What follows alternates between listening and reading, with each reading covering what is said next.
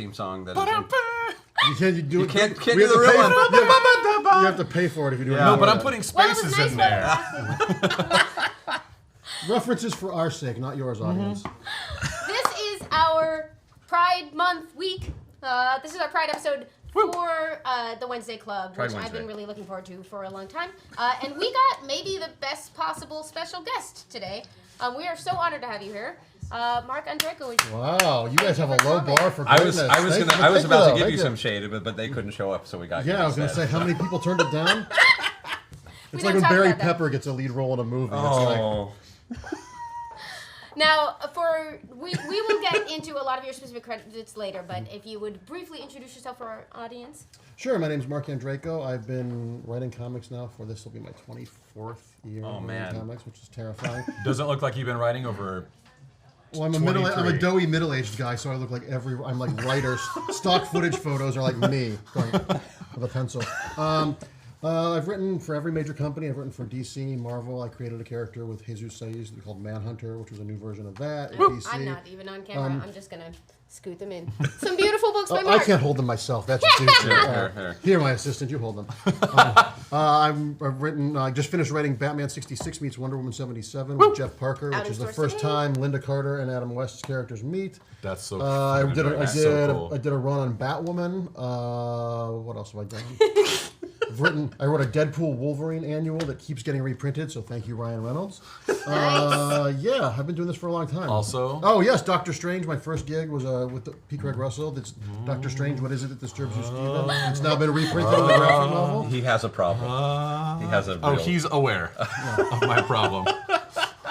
I brought this just because I want Marc to sign it. So, sign it for me after the show, Marc.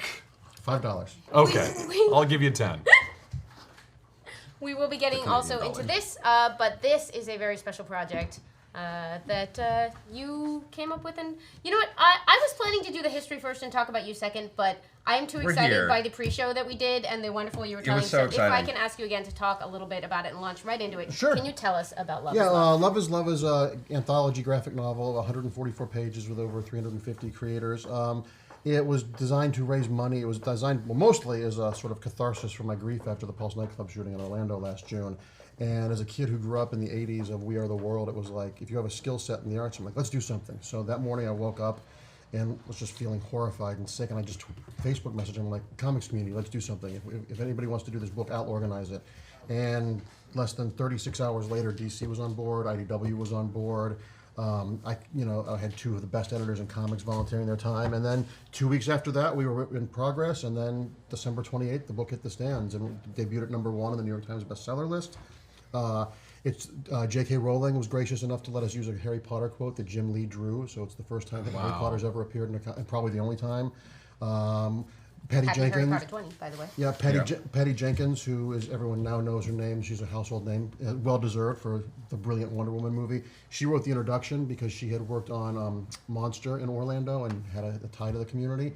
And it's just a book sort of expressing everyone's grief and shock that someone would hate themselves so much and be threatened by people who love each other that would manifest that way. And I have lots of issues about mental health in this country and gun control in this country, but I wanted to do a book that was about celebrating love because 49 people died because they were just living their lives honestly. And that, if you're threatened by people being in love, you need to get some help because I want everyone to be in love. I want what did Baz Luhrmann's tagline in Moulin Rouge? There's nothing better than loving someone and being loved in return. The greatest thing you'll ever know. So yeah, thank you. So why I literally don't understand where that came from, and I believe that the guy was probably a deeply closeted homosexual. If you did research into the killer, he grew up in a very religious, very extreme religious household, and apparently his father said horrible things to him his whole life, and you see how that much inner hatred. I'm glad he's dead because he did a horrible, unforgivable thing. But part of me wishes someone had been there to give him a hug. I just saw the movie My Friend Dahmer, which deals a lot of this in the same way, which is based on an amazing graphic novel by Durf Backdurf. If you haven't read it, it's a spectacular book. It's not a horror movie. Durf, a fellow Clevelander, went to high school with Jeffrey Dahmer, and this movie is about them in high school. And another movie where it's easy sometimes to write off people that do horrible things as evil, dark villains with no... Dahmer, like Eileen Wuornos in Monster, if one person had been awake it could have changed things. And that's why these stories disturb us. It's easy to say there's a monster. We can write them off. But it's so, and we tend to be, we're more connected than ever with technology, but we're less connected in reality. So I went off on a real big tangent there. No, that was a good but tangent. that's why we have tangents. So you got this put together. You got it out. It's the proceeds have been going entirely to charity, I believe. Yeah, every dime. Starting with the 6th printing, we're going to be doing a new charity every year. Nice. Because when there are charities set up and nonprofits for specific tragic events, the way that the government and taxes and stuff and tax exemptions work, they're only able to be set up for a very short period of time. That was me. Right, I'm sorry, I'm a bad guest. And so far we've raised over $200,000. Yeah, which was kind of insane.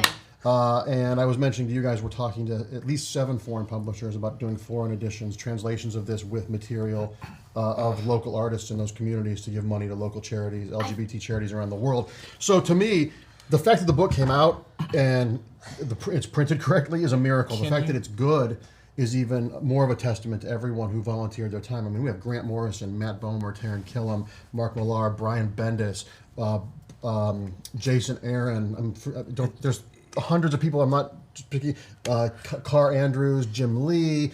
I got to write a piece for George Perez, which the 6-year-old me was like, what? Marguerite Bennett's in here. Kat Staggs is in here. Steve Orlando, Gail Simone, Paul Dini, Morgan Winnick, Spurlock, Ming Lee. Doyle. Jay Edidin, Jonathan Hickman. It's an incredible. Patton Oswalt.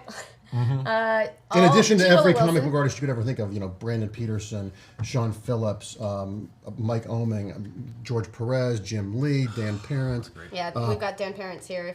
Just as a quick look, we'll be talking about Kevin him Keller, a little more, but in terms of We did important an Archie milestones. episode, so cool. we've been educating our audience on the wonders that is Kevin. And also, what is sort of unprecedented is both DC gave us use of all their characters. The Will Eisner estate let us use the Spirit. Archie let us use their characters. And when you think about when we were kids, 25 years ago, thinking that DC and IDW and Archie would allow characters in a book of this scope, that was unheard of. Not because of homophobia or anything, but just because it was just so much red tape. Because people want to tie their shoes. Yeah, and this came together so quickly, and I can't thank Ted Adams and Chris Ryle at IDW enough, or Diane Nelson at DC, because when I reached out to Diane, she called me and says, "Whatever you need, we'll do it." It was. I will say, I was fortunate enough to be following you on Facebook, and I mentioned this earlier in the show. It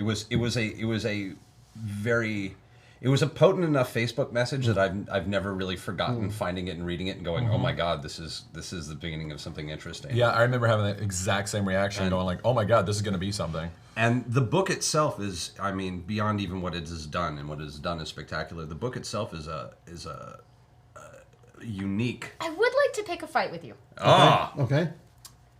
I got my copy of Love Is Love, ordered a ton for the store, and then because I guess I'm an idiot, I took it to a Starbucks to read. So, cut Like to me idiots. weeping openly in a Starbucks.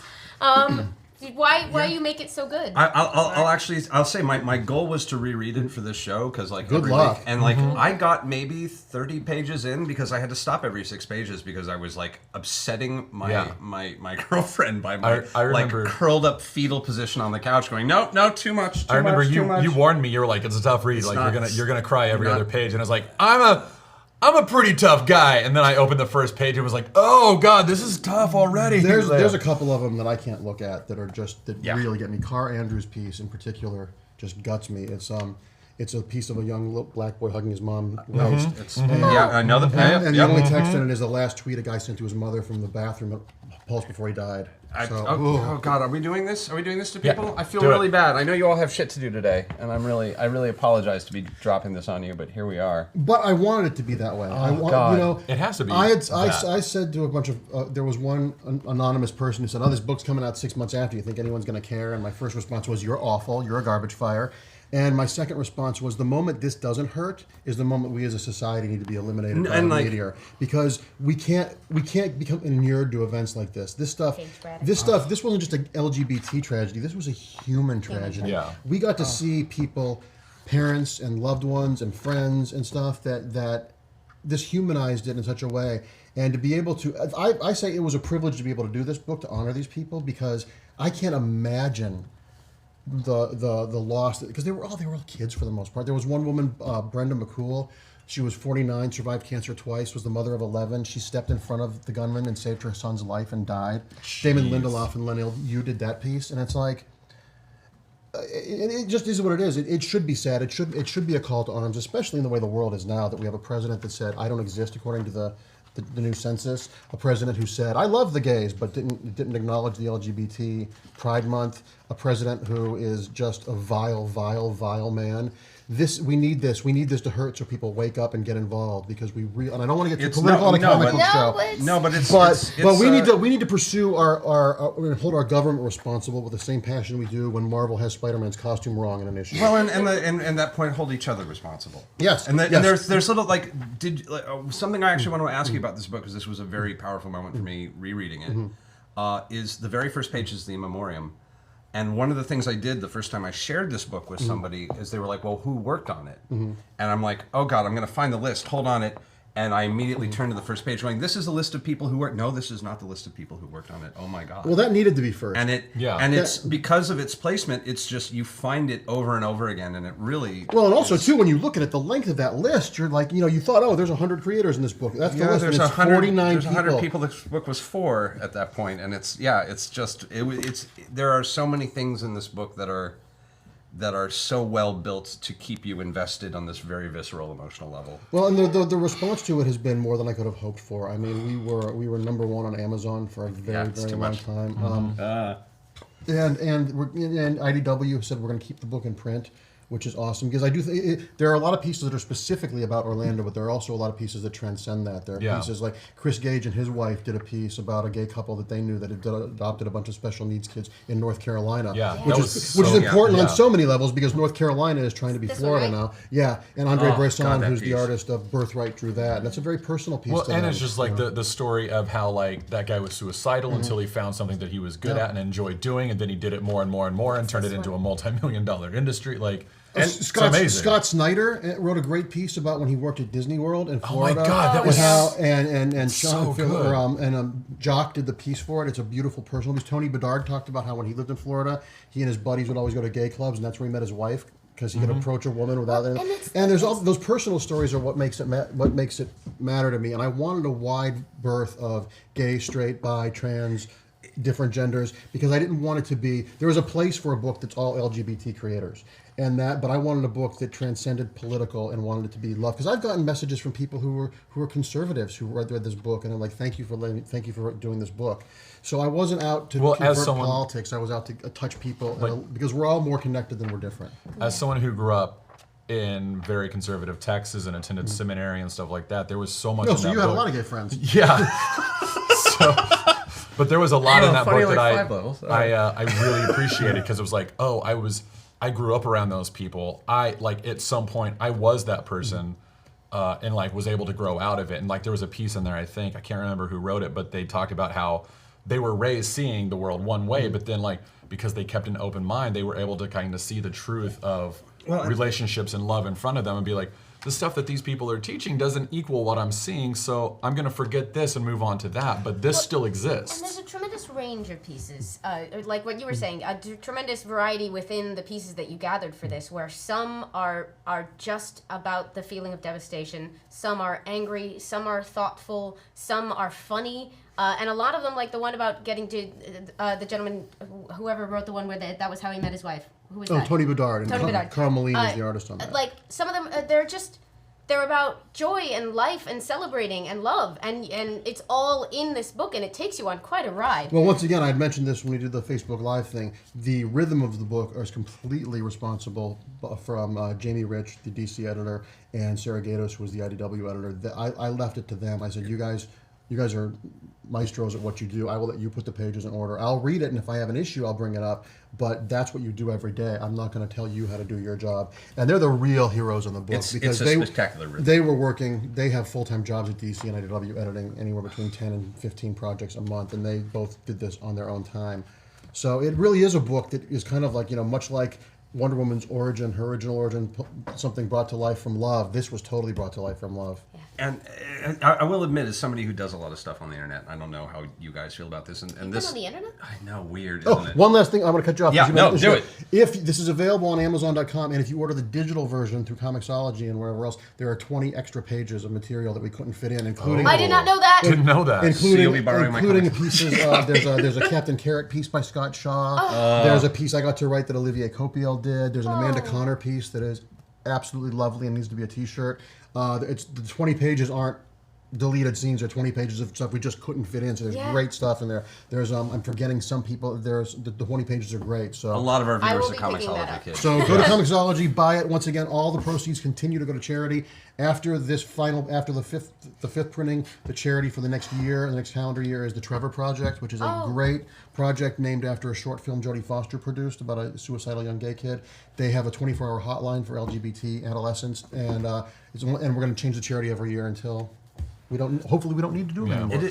It is a thing that happens to me occasionally on the internet, and this book brought this back up pretty significantly. Of like, and I don't do this all the time because I only have so much emotional energy for a human being, especially times being what they are. I've only got so much of my brain power before I turn into a quivering mess. I can't wait for the day when we can wake up and not be angry. I know. I'm so. Oh my God. I'm so tired of being mad. I take moments every morning, and of course, being on the internet, you get a lot of.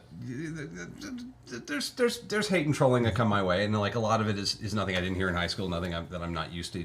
I've got a pretty thick skin, and I don't delve into the comment sections of videos or anything like that because I'm sane. Mm-hmm. But every now and then, like somebody gets through, and like I just kind of want to have a moment of like I wish, and I want to test the theories. If I just find this person, I grab them for a second, I'm like, dude, are you all right? Mm-hmm. Like, do you need therapy? Because like I'm in therapy and it's fucking great. Mm-hmm. And like, what can I like? I feel like when was the last time anyone asked you if you're just okay, if you need something? Well, that goes back. Fuck, man. That goes back to what I was talking about Jeffrey Dahmer and and this is the killer in Orlando. I wish I had the Just energy for reach all these out. kids. I mean, like it's so and in real life, I can do this, and I've had those moments in real life where like you see someone losing their shit, and you're like, do you just need a fucking drink and someone to listen to you talk about your shit and not tell you that you're being like. Yeah. Well, I mean, like, oftentimes just sit down and like, I promise I'm not gonna make fun of you. I'm not gonna tell you. Just gonna listen. I just saw a story. Tell me what, man? In Japan, What hurts? you can rent friends. Yes. And that sounds, at first I'm like, of course that sounds very Japanese, but because that culture is so couched in like in stiff upper lip, it's cheap, it's free therapy. They can go talk to someone who's not going to judge them, who doesn't know their life, who can be objective. And that's the thing. I mean, just most people. I don't think most people are evil. I think there's a percentage of people that occupy the White House that are pure evil. But I've had a couple roommates, and I'm not even making a joke, that are definitely into that spectrum. But most people, I think, are just lonely. Most people just want to live their life, be happy, and be left alone. And I think that it all for me boils down to education is the key, because when you're not educated, you're easily scared, and you're easily scared, you look for scapegoats. It's what the one political party has been making their hay on for a number of years. And when you meet someone, I grew up in a very white community. I didn't have any African American friends. The only person of color in my school was an Indian boy. When there was an Asian girl. I was about to say, boy, did you end up at the right comic book store for that moment? But once you meet someone who's in a stereotype or a minority, you don't introduce your friends who are of color. This is my black friend, or my girlfriend, or my gay friend, or my straight male friend. We've all got one of those. It's the thing where that stereotype has to dissolve, or you're just garbage. Because once you know someone, that group has to dissolve, and this fear of other. I've never understood the fear of other. I've never understood the fear of knowledge. When somebody by the way, let me couch this by saying I consider myself a C+ person on the best day. So if I can do it, I feel like I've known you long enough to back that up. Thank you. It's not. If I can do it, it's not particularly difficult. I think you're being a little hard on yourself. No, he's really not. You haven't known me. For the record, we used to go to the same comic book store for years. Like, he knew me through my really goth phase. Oh, yes. It was a problem. You were the Dylan Klebold of Los Angeles. Look it up. It's kind of You make me tasteless. don't look it up, but thank you. I love you, man. But it's the thing where people should just be more open. Because when I learn something I didn't know, I go, oh, I didn't know that. Now I know it. That's awesome. But this demonization, people say, I bet you think you're smart, don't you? Well, actually, yeah, that's not an insult. I'm not the smartest person in the room. I think I don't think I'm an idiot. Yeah. And I'm always, I know so many people who are smarter than me, and it's great because I learn things. Oh, I try to surround myself with people who are only smarter than me.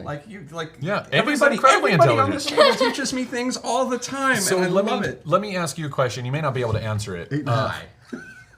So it's what I've always assumed. Oh, I missed it. What was the answer? No, you don't want to know. You don't want to know. Or maybe she does. Can you talk about the countries that are coming to you for international? Is that Not yet. Okay, because we have a lot of international viewers who would probably be excited about that. Is there a way for them to petition? Where should they stay tuned? We've had publishers reach out to us. I just need to get my ass in gear and talk to IDW, and talk to their foreign licensing person as to who they are. But I know that I saw the list of countries that approached IDW about it. So I don't know when those books will be rolling out or that sort of thing. But you can still get it internationally through. So Amazon as well. but like, let's say we have like fans down in like Brazil who are like really want this, but you're not talking to Brazil. Is there any way for them to petition publishers there, or get in contact with you to ask? They can either talk to I don't know who the big publishers are in Brazil. They can reach out to them. They can start Facebook stuff like saying we want a version in Brazil and do pages for that and that sort of thing. That would help. I know. I don't know if Brazil is on the list. I know a bunch of the European countries, and I know there are a couple of countries outside of Europe, but I don't know the list, so I don't want to say anything. No, and I don't want to put you on that spot. I'm just trying to if there's a way for Are there fans people to be from like, Brazil asking right now? No, that's just I just made that up. Like I was just Brazil. It's fine. entirely possible that someone's like, I'm in Brazil. Where can I get this? No, it's entirely possible. I was Brazil, tell us. Some of the bigger markets overseas, I think we're already in talks with specific publishers over there, like the Spains and Frances and stuff like that. I'm not sure specifically who if we've locked anyone down yet, but I know there's been a lot of outreach for it. So hopefully we will. And we've already started talking about what we want to do for the 5th anniversary of the book, because if we get these foreign editions, the foreign editions will have material of local artists. I want to get the digital material. I want to get all the foreign material. I would love a hardcover. I want to get a bunch of people that weren't able to contribute because they were too busy to do pieces and do a big, giant, slipcased, absolute hardcover edition. And limit it to probably 4,900 copies in honor of the 49 people who were killed. Because I would like to have everything in one place. And it would be a big expensive thing. That, once again, is a couple of years down the line. But you have to start thinking about that stuff now, because those things are, you see how the publishers release the books that are coming out in 2019. Yeah. We have a publisher in-house, and this thing blows our minds. I don't either. I have no idea how it happened. I mean, but everybody lined up. The printers donated paper and press time for those printings. I mean, the only expenses for the book were shipping them to the distributor.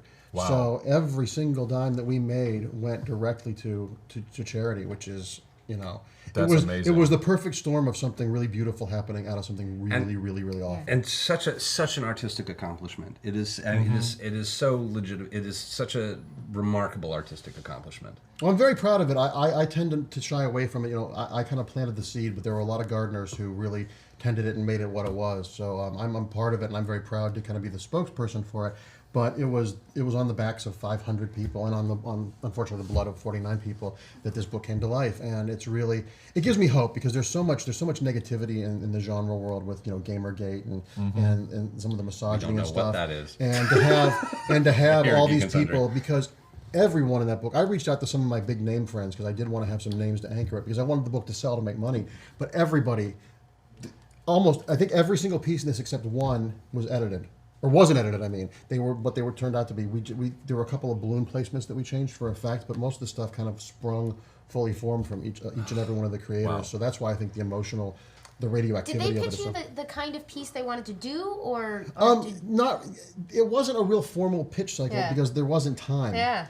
Most of these people that I reached out to, I trusted because they're really great at what they do, and I had a bunch of people, which was fascinating because I got some blowback from some people in the LGBT community, because there's so many straight white men in that. I'm like, well, there's a lot of straight white men in the world, and a lot of the straight white men had issues where they were like, I don't feel like I have anything to say. I want this to be about me. And like Jeff Jensen, who co-wrote Tomorrowland and who's an editor at known for his Lost podcast or his website during Entertainment Weekly. He wrote The Green River Killer, another great graphic novel. His piece is all about him trying to figure out, as a Christian, how to be able to explain this world to his kids and just feeling lost. And that's a valid emotion. You know, that's a valid emotion. And I wanted it to be about emotion. You know, Mark Guggenheim pulled off, I think, a miraculous feat. He's like, I want to do a thing where Batman's at the club. Yeah, that was story. So And I said to Mark, I have no doubt that you can do this and make it work. Be very careful, because those things can go bad Real easy. And Mark wrote this piece that almost amazing. works like a fable, where Batman's there in the scene and he can't figure out why it happened, and the cops are like, if Batman can't find a reason or motive for this, how are we ever going to? So it became almost a fable. It wasn't Batman at a crime scene. You know, it was the metaphor there. Or that wish fulfillment of like just the right guy. You know, if the to, right like, person, you know, solve the thing of, if everybody was armed, this wouldn't have happened. But that's never how it works. And it was so elegant the way he did it, and so simple and so comic booky in the best sense of the word. It's like, you know, I'm lucky that I got a piece in this book, because there are so many great people in this book that it feels like. And it never feels collage-y. That's the other. It's so many different people, and it never feels like that, like grandma's quilt, where it's just too many pieces. Well, once again, going back to the editors, the rhythms of it. You know, anytime it starts veering in one direction, they take it in another direction. I know. You know? Oh yeah, this one. Oh, Francis Manapul and his wife did a beautiful, beautiful piece. Which one? Sorry, we're just Yeah, back no, into like the we're book now. we're delving. yeah. We knew this was going to happen because So this now book you have is to buy it. You do. Well, speaking of, We have never told you to actually like run out and buy. Fickle something. Fandoms asks, where can we get a copy of Love is Love? It's in print. It's available through Diamond. So hit your local comic book store. Get them to get it. It's always better to support a local brick and mortar store, especially a comic book store. But if you don't have one, If you don't have one, go to Comixology and get the digital version. You get 20 extra pages of material for the same price. I think it's only it's only like $10. It's like sometimes it's on sale for like $7 or $8. Yeah, it's like so. it's hundreds of pages. If that book was a regular graphic That would novel, be a $40 140-page book, it would be at least a $24.95. Oh, at the very. I mean, with that many people involved, it would be a $40. And I couldn't find it at a couple of the comic book shops in our area, so then I just like went on Barnes and Noble and typed in like store locator who has this book, and found one and bought it. So get it at Barnes and Noble. Like, Get it anywhere. And if you buy the book in its hard form and you like it, like is the wrong word, and it moves you. If you live in an area that's not a big city with a big LGBT contingency, it would be great if you want to pay it forward, buy an extra copy, and donate it to your local library. yeah. Because I've heard from a number of children, a number of teens who live in places where that's not cool, where they can go read the book in the library. So And we've been a big library boosters on this show, and that Yeah. that's actually something, because Please tweet us if you do people that. have been asking if we want their and a couple people have actually sent us comic books, but no, please give your books to your local library. That is and like you can mention us to the library, but what a Check great their place. individual your local library, and, policies, but yeah. and also there's a website where you can donate comic books to the troops. Which is Operation Gratitude? which is a fantastic charity. But yeah, if you live in an area that's not New York, Los Angeles, San Francisco, Chicago, the big cities, giving a copy to your local library can actually save lives. I know that sounds profound, but a kid who was 16 in Kansas reached out to me and said, I now feel like I can graduate high school. So it's like, oh, Jeez. okay. The book is that intense, by the way, and we do warn you, it is a very intense read. Yeah, don't read it in public. You will ugly cry. Yeah, you will ugly cry. I know! There is some ugly crying. It's a lot. It's a lot. I was take happy in. to be curled up at home reading it.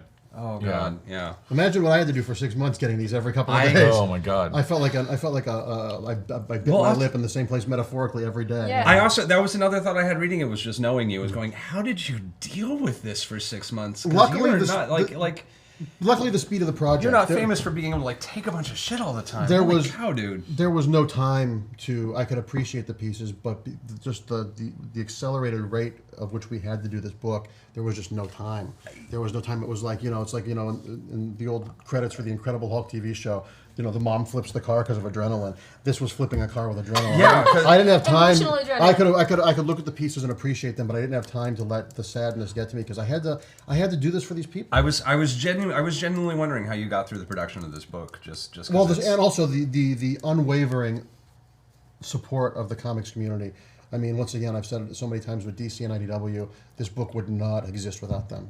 I can't, from the highest level on down, the amount of people that just gave so generously of their time. It's thousands of hours there. Are there any other questions about the book coming from the chat room, or Does anybody say anything really awful? No. our Chat is so viewers? nice. Okay, wait. It's Okay, great. good to know. Jap and Rose asked, viewers are adorable. how did you decide on the wonderfully poignant title, Love is Love? I was just wondering that. I think it was Lin-Manuel Miranda who said that at the Tonys that year. He did. I And, think so. right. I think so. and I don't know if he coined the phrase or not, but that's to me what I wanted the book to be about.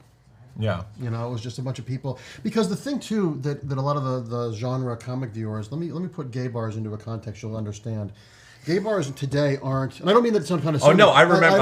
I know where you're going. But gay bars today are what comic conventions are to genre people. A gay bar, chances are, if you are married or if you are going to be married, that your fiance will have had her bridal shower at a gay bar. I have lots of straight friends who go watch sports at gay bars because they can watch the game and be out in the and not have to worry about it. Gay bars have become like Comic Cons in a sense where you can go there and be yourself and not be judged. So to have someone violate the sanctity of that, that's what also really hit home for me. It was like, wait a minute, this was a place where a bunch of people were just going to dance and have fun. There was no agenda. It wasn't a sex club. It was just gay bars have become social halls. As gay culture has become more assimilated and more accepted, they become a place where, you know, when I have straight friends who are like, let's get a drink at a gay bar, I'm like, why? Like, because it's just easier. I'm like, oh, okay, I get that. And so that's what this was about too, the piercing of that sanctity, which is why I wanted, you know, there are 3 or 4 pieces in there by straight white guys who had tons of gay friends or met their wives at gay bars or would go there to be free and not be judged. So that's why that was important for me. And going back to the title about love being love, it doesn't matter. You know, love is love the same way that if you needed blood and the only person with the blood type available was Filipino, your body's not going to reject it because it's Filipino blood. We're all the same. We come up as a species with things to divide us when we're actually 99% the same, and we just let that 1% just get in the way of everything. And I've gotten to the point where now that I'm in my 40s, I say if I'm creating drama, I'm getting paid to create drama. I'm not going to do it in my own life because life throws that in its own way, and I think we just need to get out of our own way a lot of times and just be more accepting. So. This actually segues a bit into our next topic. We want to devote, and this will be an interesting one because we wanted to talk a little bit about the history of LGBT representation in comics, on the page and behind the scenes, which of course is not a story of pure happiness all the time, but has some sort of lovely milestones. A lot of our viewers are sort of new to comics, so we're sort of also introducing some of our favorite characters and stories and concepts. And you all were kind enough to send a ton of your favorite... this is going to be our final segment. I want to leave a good chunk of time for this, because I put out the Twitter call for like what characters and creators do you want to celebrate, and I think I topped out at 75 answers? Something like that. And they all said me. said Mark, yeah. It was... You know how many screen names I had to come up with? I like that. Nice Mark Twitter bots, Andreyko. by the way. They're very solid. Your sock puppets I use the same one the White House does. I was about to say, this. it's always a good choice. So we will hit on some of those, and some of those will come in the end. But that was sort of what we wanted to focus on. If there are particular highlights people want to go, so. Well, I remembered I was having this notion because I remember exactly where I was. I remember exactly where I was the week that the Alpha Flight issue that North Star came out in, which is one of the most ham-hocked, hand-fisted, like it's kind of embarrassing. Right, it's just for those who don't know, oh boy. It's 1992. North Star is a member of the X-Men related title. Canadian, yeah. The Alpha X-Men Flight. related title, Alpha Flight. Flight. I was going to say X-Men Offshoot, but that's not technically accurate. But they started the pages of X-Men. It's a whole thing. You really don't need to know about Alpha Flight. Oh, that. Alpha Flight's adorable. Let me qualify this one here. Okay. Oh boy. There is some qualification. I'm going here for a reason. When John Byrne started the Alpha Flight book, it was in the midst of the AIDS crisis, and he was going to write a story that North Star, who is a French Olympic skier who has a mutant power, kind of like the Flash, he was sick a lot, and he was going to do a thing with AIDS, and Marvel at the time said no. And then a couple of years later, after they had made North Star and his sister into elves from Asgard and all this crazy stuff, they went back, and Scott Lobdell wrote this story about North Star being gay. In retrospect, it is very ham-fisted. It is very ham-fisted. It comes from a place of sincerity. Absolutely. As much ham does. When you look at it, you have to look at it in context of the history of when it came out. Back then, back in up until the early 90s, we didn't have a reliable test for HIV or AIDS. Now HIV/AIDS is a chronic condition, a lot like diabetes in a lot of ways. When I was a kid, if I was 10 years older, I could be dead, because I have friends who are 10, 15 years older than me who went to literally hundreds of funerals in 3 years. I have a friend in New York who went to 750 funerals. Jeez. Everyone he knew died in the course of 3 years. So it's a little hokey, it's a little on the nose, it's a little gay equals AIDS, but you have to look at things in the history of you have to contextualize them and when they came out. So it was groundbreaking for that. It's important, it's historical important because of that. The story doesn't really hold up. No. The story's a bit dated. But it made a difference. But it did make a difference, because representation is everything. If you know, going to the Wonder Woman movie and seeing little girls, the Wonder Woman movie made me wish I had the Wonder Woman. Well, you are fired. I have I've seen literally it 7 times. I have literally been too busy. It's just like the treat at the end of the rainbows to see this. I'm gonna movie. kidnap you. Oh, It'll be please, great. please. But, kidnap me. but there's a whole generation of little girls who are going to grow up not knowing that there weren't movies like that ever. Exactly. That representation, when it's done well, makes a huge difference. So even back when this came out, and I was saying? because I was in high school, and I was it was the year of high school where I thought, like, I should probably not continue my existence on Earth because everybody is awful. And it was high school. It was high school. I had one bad year and 3 pretty good years. You knew me through the pretty good years. I was watching this, and I was realizing, and like, even at the time, just because I was really into the theory of writing and watching this, I started to figure out that, like, this was the beginning of a process, and I was starting to notice is like, this is going to lead to the type of characters I want to see in my fiction, and I started, like, breaking down this kind of formula of there's things that you have to do in this sort of the momentum of pop culture to, like, get the kind of characters you want, and this was one of the things is you have to do. And I broke it down to metaphorical representation with books like the X-Men, where there were almost no gay characters in the X-Men. Or Peppermint Patty. Or Peppermint. Schroeder. Those are then the Schrodinger's representations, which is aren't they? We're not going to say, but they are. Then we hit the heavy. We have the metaphorical. We have the Schrodinger. We have the stereotypes, which are these are the things people think they know about these people. The gay hairdresser, the black drug dealer. Then you have the buddyism, which is then you have the established characters going, some of my best friends, and then finally we're like, we can just have a character where this is part of the tapestry. Once we have gone through all of this stuff, so that everybody has gotten it out of their system, we have kind of sifted the pop culture to the point where, like, now you can just do it. That's not limited to LGBT. No, it's for anything. You look at female characters, you look at African American characters, you look at and what's interesting about the LGBT experience now is it's taken 100 years for black characters. It's taken 100 years for women characters. The LGBT representation in my life. If you told me 20 years ago that the Supreme Court would say that marriage is a right, I would have said no way. No way. If you had told me there was going to be a gay-straight alliance at my high school, where my graduating class was 1,000 people, 99% of them I'd say no. My high school reached out to me after the book came out to send copies to their library. The learning curve for LGBT, we have gotten the privilege of having a very accelerated learning curve on the backs of other minorities who are still struggling. You got to live. You actually get to live to see the work pay off, which is that's just rare in human history. As you said with that, that's just the way it starts. It starts out with exotic, then it becomes noble savage, then it becomes villain, then it becomes minstrel, then it becomes best friend, then it becomes lead. That's just the evolutionary chart. Most of this is just me bragging that I was very proud that I came up with something like this around the age of 15. It's pretty impressive. These were your thoughts at the time? This was more, Well it was like, done, because it was like the Taliesin. Well, I was a very lonely child for quite a while, but I was just sort of watching this and, like, watching that North Star book. I mean, like, okay, I can already tell this is not going to age well, but does this mean we're actually going to get this stuff? Well, yeah, And we absolutely. did. I mean, we absolutely did. I mean, you look at some of the material that's coming out now, and you know, I've been asked a number of times as I openly gay creator, have you ever had any homophobia or anything? I said, I've been working at DC now off and on for 20 years, and DC has been progressive before it was cool to be progressive. I've had, you know... The year before North Star came out, Pied Piper came out, and they won the inaugural, I think, comic book GLAAD Award. GLAAD Award, yeah. For that. And, you know, and I always say, I don't know what people say about me when I'm not in the room, but they don't know about what I say about them when they're not in the room either. So I've never experienced anything other than complete support from DC Comics and Archie doing their thing. Oh. You know, a shout out to Marvel. We didn't get to use Marvel characters in the book because that would have created all sorts of things, just legal and trademark things. But Marvel allowed a number of artists and writers who are exclusive to contribute to this book. Nice. You know, Valiant did the same thing. So even though not all characters from all the big companies are represented, everyone who was asked did everything they could.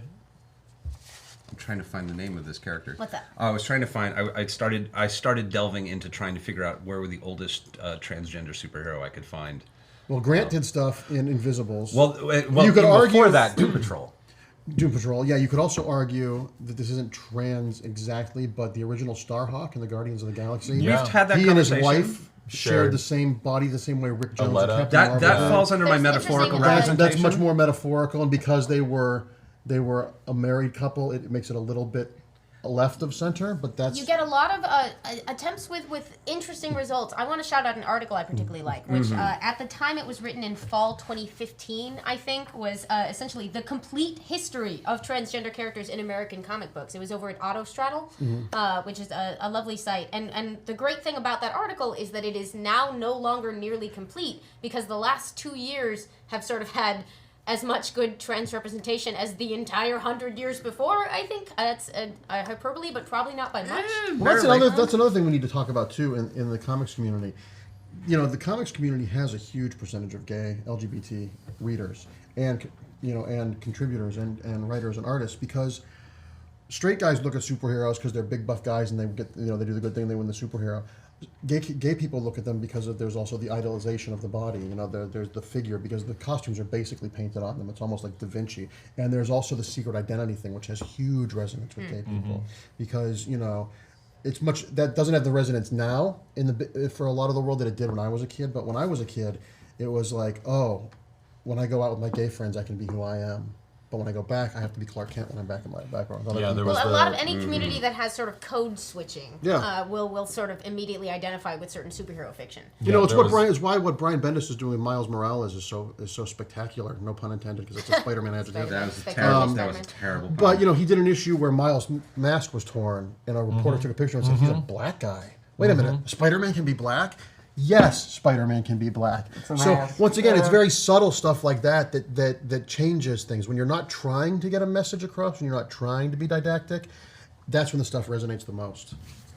I have to tell a North Star follow-up story, because I was working at the shop the day North Star got married. Or I think it was the day that they announced. We have that cover. North Star's marriage on Astonishing X-Men 51, I think, circa 2012. Oh my God! There we are. Yeah. Look at that. And this was All that gay. this is just was one of my it was a really delightful day, because when a new announcement like that breaks, like, people will come in and sort of comment on it all day at the shop, and you'll get different reactions. And there was at one point, like, a little, I think he was around 11 years old, one of our customers who read everything Marvel put out, and he came in, and I was so excited to talk to this kid, who I'm gonna call Billy, and he came in, and I was just curious, like, I wasn't trying to be like, look, I'm delighted, but if you're not, that's sort of fine. It was a day like that, where I was like, if you're going to be happy with me, then great, and if not, let's just agree not to discuss it. There's two other rooms in the store. But what's great is, like, so Billy comes in, and I was just like, did you hear the news about, because he was picking up Astonishing, I think, and they had just announced that this was coming, I no longer remember exactly how this played out, but it was something about, like, oh, North Star proposed to his boyfriend, and the kid's face went just crushed. And I went, oh no, like, this 11-year-old, like, this sweet little kid. If I was writing this, I want to know if I'm going to write the ending that I think we're getting. So what happened was, I'm going to whisper into his ears. Okay, put your guesses down. Yeah, that's what I was thinking too. I was just crushed for a second, but I was trying to hide it, because I'm not going to be a jerk to an 11-year-old and be like, you're being raised by monsters, but I was just like, oh yeah, and I was like, oh, what do you think of that? And he was just like, that's terrible. They just got back together. It's actually better than I was thinking. That North Star was rushing into this because he's he a had an speedster. on Of again, course off he's gonna again rush thing. into it. Yeah, which as an adult I can be like, yeah, no, he's the kind of guy who's just I gonna thought get the married. kid was going to say, I wanted to marry North Star. Oh, that's that was great. what I That thought would I have was been gonna better. do, too. But this was the best possible outcome in that moment. Was he was worried that North that- Star that and was Kyle- rushing really into better. it. That's even the gayer answer. Yeah, it's way too Girls, soon. slow down. Yeah, he was just like, you guys have been off again, on again. Don't move in yet. Relationship. You aren't lesbians. But it was so great because I was I'm allowed to make that joke. I have like 3 roommates who just like, I'm going to don't. get text messages from 3 roommates going, that was about me, wasn't it? So it was amazing because I was like, for me, that's what this means is like, oh my God, I'm getting to see this. And for this kid, he's just like, yeah, well, maybe Northstar will marry his boyfriend and maybe he won't. I hope he makes a good decision for him. And I love, it was this like, we're not there yet where I'm not ready to stop making a big deal out of every time something cool happens. But that kid's the future. What a wonderful happy. day when we no longer have to. It's cool that you brought that up because at the MegaCon about a month ago in Orlando, we had an auction of a lot of the original art to raise money, and we raised $23,000. And Mike Perkins donated the page where Northstar proposes to his boyfriend for the auction, and I so wanted to get it, but luckily the price went up that I couldn't afford it. But yeah, so thank you, Mike Perkins. Do you remember? Do you happen to remember how much it sold for, or It was can you discuss? it was the high 3 digits. Okay. So Wow. that might not be a lot of money to a lot of people, but yeah. but I've lived on less for a year, so yeah. I feel you. The high 3 figures? What? High 3 figures? Yeah, I'm a freelance writer. Pencil piece, man. That's what you're gonna get. I know. I look at art online and I'm like, so like I can definitely like. I mean, like I'm thinking about this as the books that definitely like the X-Men is always the go-to. But they kind of have it easy. For me, also the comics. Another more groundbreaking moments for me as a reader were. We got one right here. Oh, First time. But it was actually I don't know if it's in that it was one, actually in Stormwatch where you found Stormwatch. out that Midnighter and the Apollo. I kept saying We were having this Planetary conversation. Stormwatch. It was the last 2 issues of Stormwatch. I think were drawn by Brian Hitch, and they were on Midnighter and Apollo on surveillance, and they had a little quickie. So, The Authority, Midnighter, and Apollo. We're going to do one of our famous Wednesday Club write-ups. This is The Authority. It's a very fascinating book. I highly recommend you pick it up. And DC is releasing the Warren Ellis Brian Hitch, a complete hardcover of it. It's going to be reasonably that's being priced. purchased. And there have been a number of more recent Midnighter and Apollo series, which many of you shouted out when we asked what books you wanted to celebrate for And the Pride. Ultimates wouldn't exist without this book. No, this this was is- a groundbreaking book. This is a book that set the stage, for better or for worse, of comics for 15 years after. This was kind of a Justice League Avengers kind of superhero team that took larger questions of what these kind of superheroes would be like in the world and made grander, even bigger stories. It's a fascinating group of superheroes, but there are kind of placeholders for Superman and Batman in this group. Well, in a which lot of are- ways, the Authority is kind of Watchmen 2.0. Yes. In a Oh lot God, of ways. it's what a good way of putting it. To break down their characters are roughly analogous to some other existing superhero characters, or they examine all of the tropes in a new context. And 2 of these characters are. I want to do a team that's just called either the Literals or the Archetypes. I like the literals myself. Just the Literals. Can I like the literals fight archetype. The literals, we mean it. Yes, the Literals. The Literals fight the Literalese, who actually mean the opposite of what that word means. Anyway, we They're diverged. defeated by the metaphors. Yeah, it's so who are Apollo and Midnighter and Midnighter are Superman and Batman, Yeah, basically. But they're also a healthy gay relationship that's just existing in a comic book. Yeah, that was what was great about what Warren did there. It was never, look, a special issue, they're gay. It was like, they're a couple. Oh, okay, fine. Yeah, which is how most people are. Oh, okay, fine. Yeah, it's just a nice, healthy, easy thing that's part of the book and plays well into the book and the notion of it, and it's. And because of the nature of comic book universes, things get joined and separate. And at present, Midnighter and Apollo, I believe, are both part of the regular DC universe. Yeah, I think they might they are, but I think they're separated right now. No, they're back together. Are they back together? I think Okay. they are a and Steve Orlando did a great job on that miniseries because I never would have thought that Midnighter would be a bottom, but that's a whole other thing. Oh wow! He's verse. Who knew? The Midnighter and Apollo in the DC universe now are different than the one. I guess in Wildstorm, the book that Warren is writing now, that's a separate Wildstorm universe. That I mean, think is separate, but there's the Midnighter. now books we're that- going down a rabbit hole of minutia that no one really cares continuity. about. So. They've had a little bit of an explanation of how continuity in these things work, but like DC kind of has been using these characters in the main books, but these characters originally existed in a Image offshoot that was purchased by DC later. Jim Lee's company, Wildstorm. And so their best story, like the stories I really love so far, the most iconic ones are the ones that happened, especially under Warren Ellis.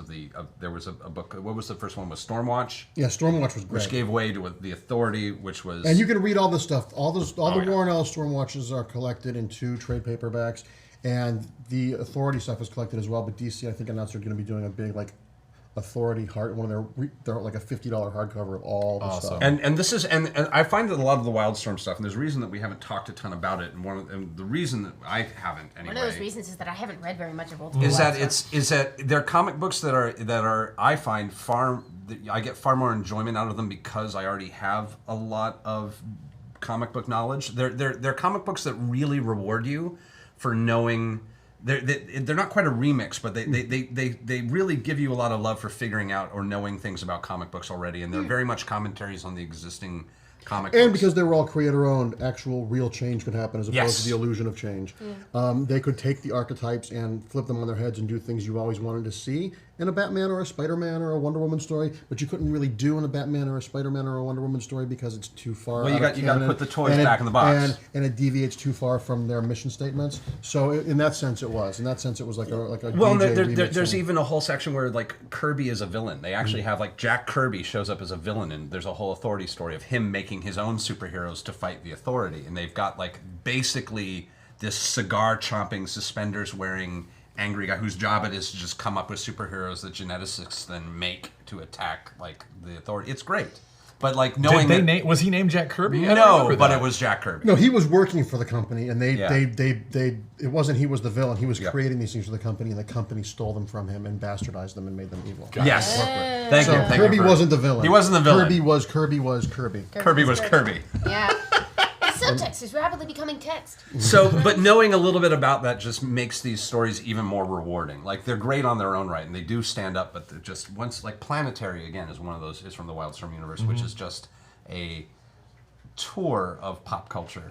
Well, that was what was great. I keep circling back to the Wonder Woman movie because you haven't seen it. No, go ahead. Please just circle back in. What's so great about the Wonder Woman movie is I say it's like fried chicken that cures cancer. It's delicious and it's good for you.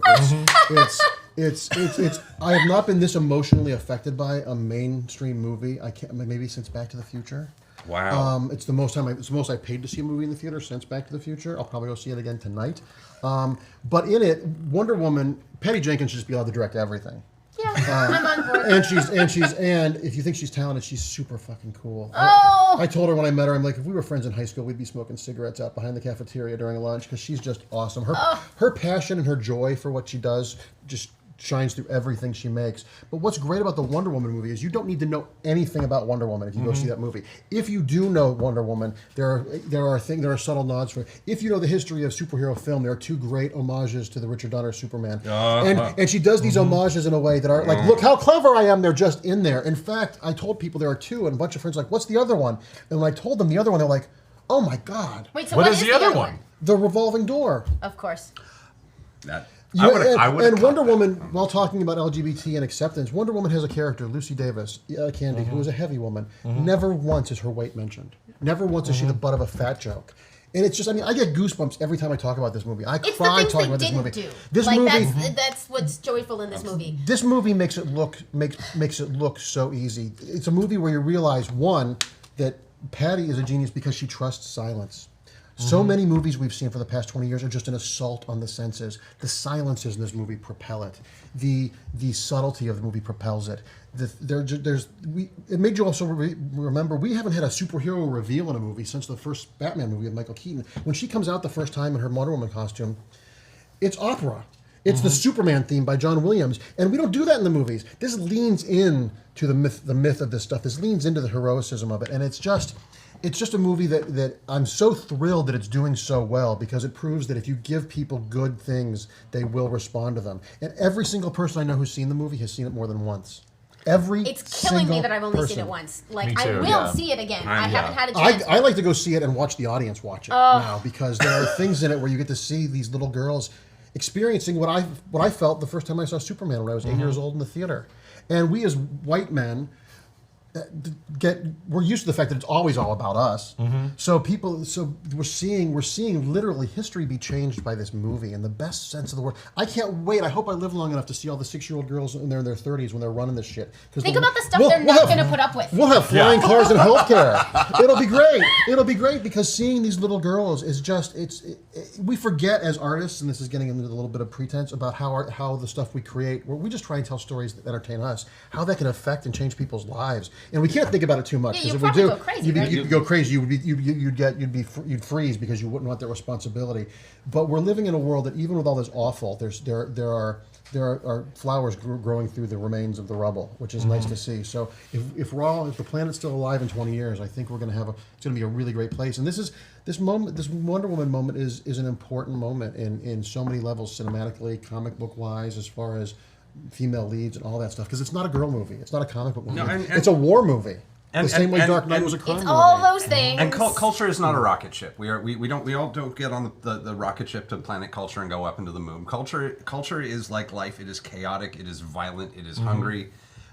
It is normal. The way it is not normal for everything to just keep getting better all at the same time. It's normal for everything to get better over a period of on the long game. In the internal point. Well, love is love. Chaos. A tragedy made that book come to life. Yeah, and that is the soil in which these things get planted, sadly. But And that it kid is. who graduates high school, who knows what happens?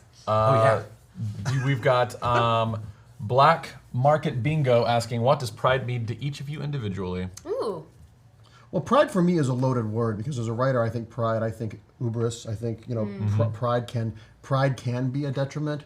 There's pride with a lowercase p and there's pride with a capital P. I think for me, pride in the LGBT sense of the word is lack of shame, is owning who you are and not apologizing for who you are. Personal honesty. And being a good person who is an honest person. If you are an honest person and you live your life by the only direction we need as people, treat people the way you want to be treated. I don't care if you're gay, straight, black, white, Republican, liberal, conservative, whatever. If you treat people the way you want to be treated, that is living pride because you should be proud of us, not yourself. You should be proud of the change you can affect to make the world a better place. And I know that sounds like fortune cookies or Oprah or Jan Love changed my life or something like that, but it is very true. So a lot of these cliches become cliche because they are very true. And I think if you just try and live your life honestly and be nice to people, hold the door, let someone in traffic, talk to the old lady in line at the grocery store.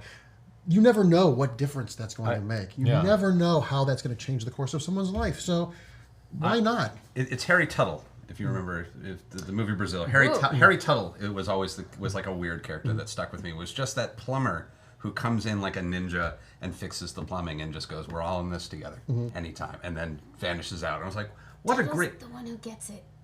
Was it Buttle? No, Harry Buttle. It's the mix-up between Harry Tuttle and Harry Tuttle. Okay, wait. Harry Tuttle and Harry Buttle. Harry Buttle's the one the one who gets it. Okay. This is an entirely different show. Entirely different show. But no, the notion of we're all in this together, and I will say pride for me has always been about, and I got a lot of, for various reasons I got a lot of crap as a kid, but one of the things I got crap was about was this notion from some people, and this was the weird one, that I was somehow putting effort into being this kind of person that this took effort, that I was somehow pushing forward a pretense.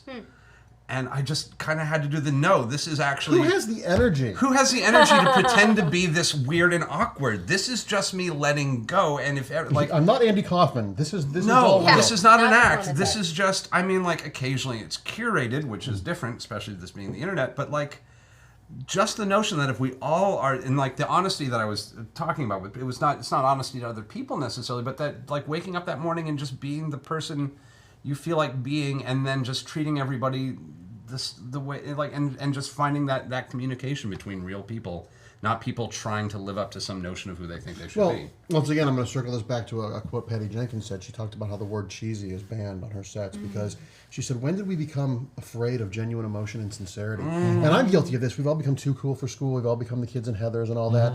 And that's kind of where we're at now. We're afraid to cry. We're afraid to let down our walls. And I can't even read the quote because I start bawling. But she talks about we're in a really difficult place as a species right now. We should be embracing sincerity and genuine emotion and that sort of thing. We shouldn't be afraid of it anymore. And I just responded to her. I tweeted back, "Fuck yes." This is I will say the design doc for this show was entitled "Fuck Irony," if I recall.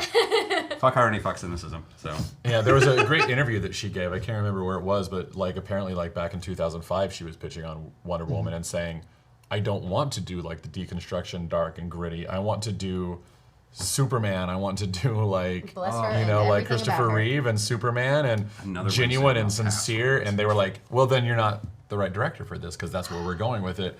And she was fighting for it for 10 years now. So Who made the call? Who's the person who was like, yes, that's a good idea. I need to send you a fruit basket. Are they watching right now? Yeah. What does Pride mean to you? Since This is an interesting I'm question. kinda curious. Pride, in terms of the month and the celebration, Sure.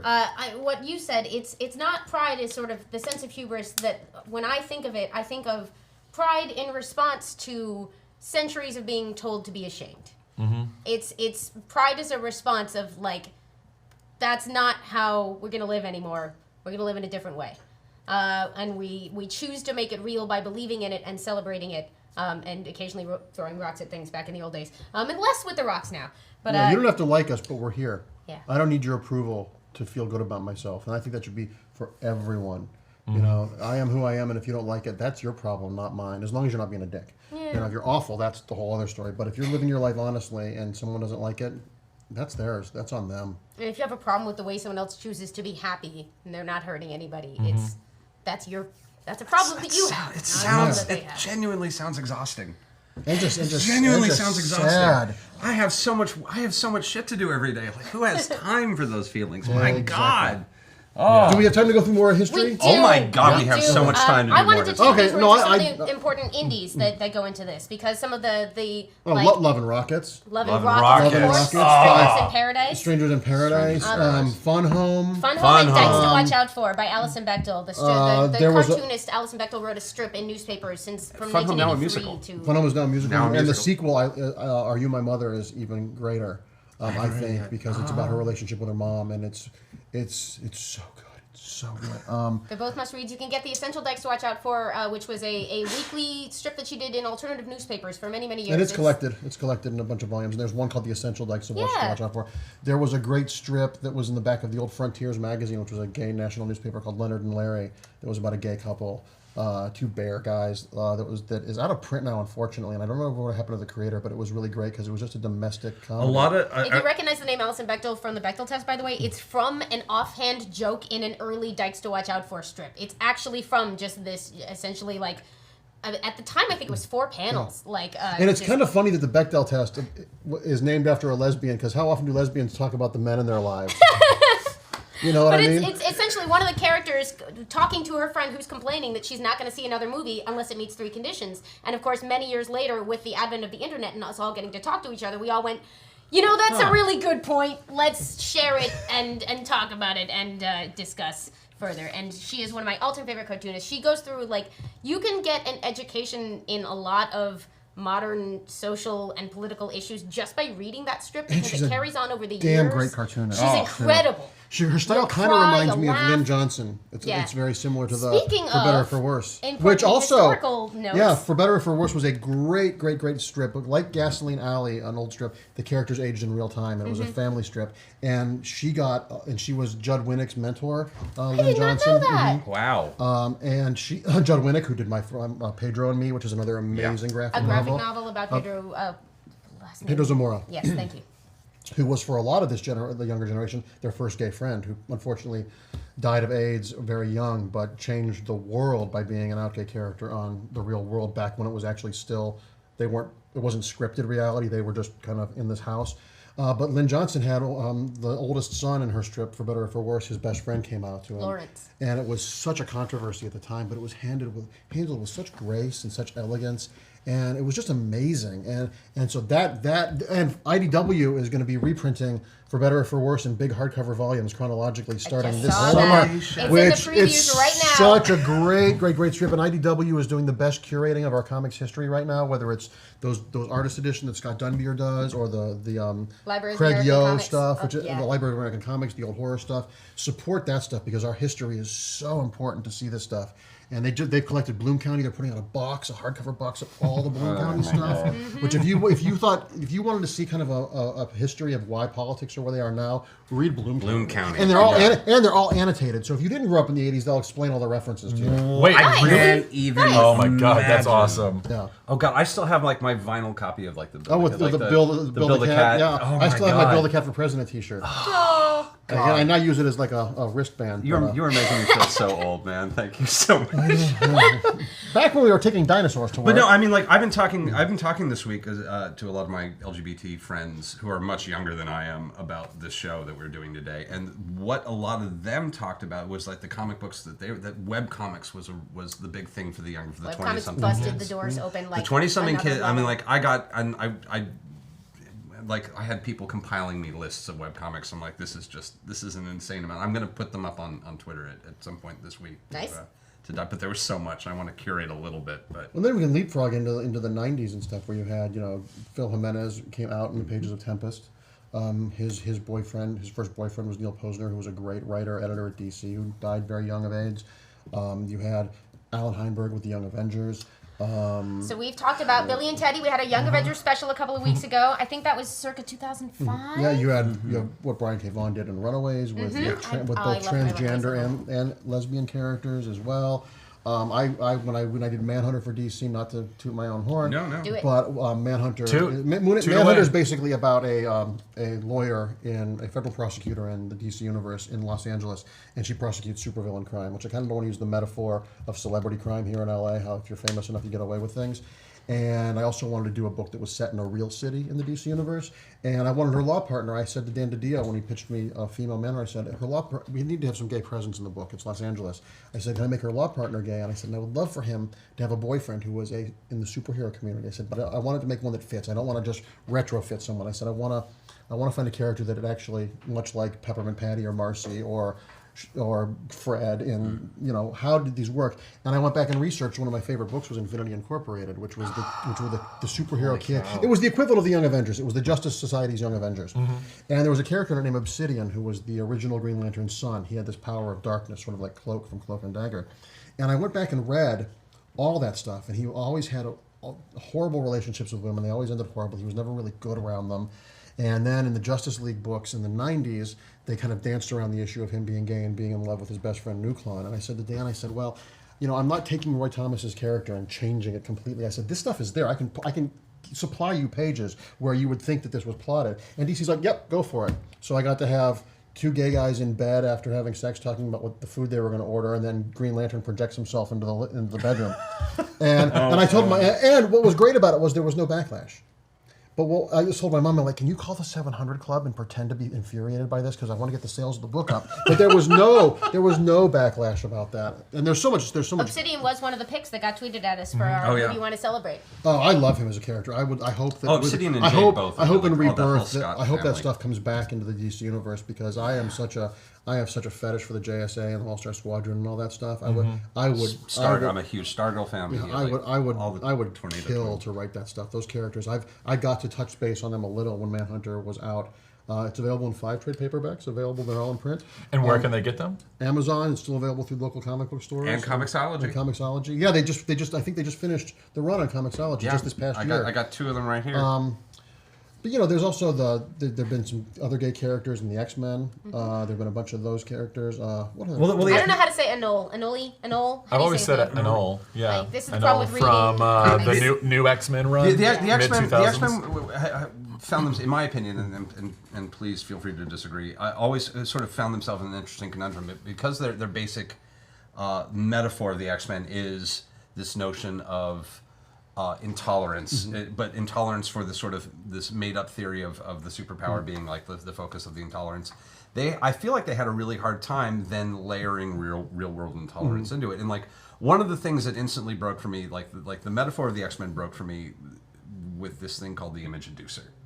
Like Nightcrawler was such an important character for me because this is a guy who had to walk around being who he was all the time. He couldn't escape who he was. Until the writers gave him a reason that he could pretend to be normal. And then he was Errol Flynn all the time. Well, and then he was Errol Flynn all the time. And one of the things, and like the X-Men is steeped in sexuality. And it's like, it's a very, there's a sexual undertone to that book that it cannot be denied. But immediately I was like, well, once you are allowed to pretend that you're not something, then all we're really talking about is sexuality at that point. Like the minute you can hide like that, we're talking about sexuality. And I feel like they had such a hard time, like just trying to like create a character who was a mutant and gay, because it's like, well, that's your Well, I don't That's know. your life now. I don't know if I would. I would argue that. I think that the image Please. inducer was introduced, and by the time it was around for a very short period of time, and if I remember correctly, it's been a long time since I've read these. He said I feel bad using this. They eventually dropped he's like I don't Because he's not being himself. Pride. I need to be proud of who I am. So I think that and it's also I'm glad they dropped it's it, also but yeah. easy to look back and judge this stuff in a way with 21st century eyes. Absolutely. Because Chris Claremont's a straight guy, so a lot of the stuff he was doing then Damn, wasn't he trying? was metaphorical, and even when he was trying, it came from a place of understanding and not judgment. So we also have to, once again, talking about that Alpha Flight issue, you have to make sure that these things are contextualized, which is why, Oh, absolutely. touching back on Bloom County, why there need to be annotated versions of some of this stuff, because the stuff might feel creaky or condescending now, but at the time period, it was huge, and there's something to be said for the hidden in the metaphor. You know, Yes. It's great that there's so much acceptance for LGBT characters and LGBT people today, but part of me wishes it was still back when I was in my 20s when you'd see someone at a party and be like, yeah, I know.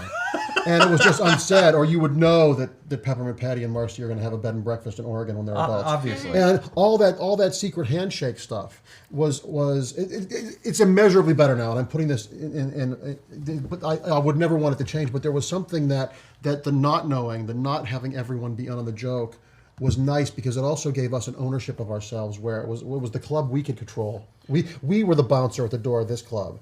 And of course, ironically, homogenization is a good thing and to an extent of everyone being mixed up, but there's something to be said about the subtlety of that. And I think a lot of times the subtlety in the metaphor is far more impactful than the direct. Oh, I would hate for it to come across that I wasn't a fan. No, you but, weren't like, at all. But I was sort of... No, but it was. I think it was why there was a long time where we're not really going to put a gay character in the X-Men because we're kind of all gay. Well, that wasn't the reason they did it. That was publishing. That was Yeah. publishing stuff and commercial stuff and what was allowed at the time. But that remember, Will and Grace was controversial when it premiered. Yeah. Sure, and at the same time, I've kind of wondered about Iceman about for a long time. So. Interesting. Flash Thompson and Spider-Man. I want to write that. Oh story. my God! Thank you. I mean, even as a kid, I'm like, wow, he really loves Spider-Man. Or look up Hannah Blumenreich's fan art for Spider-Man and Human Torch going on dates. Oh. It's really adorable. They sure do drive each other crazy, those two. I was always the opinion Johnny might be bi. That was always my kind of kick in this. So I gotta say, the metaphor of the X-Men in the 90s worked really well on me because like I was being raised in a very conservative Christian household.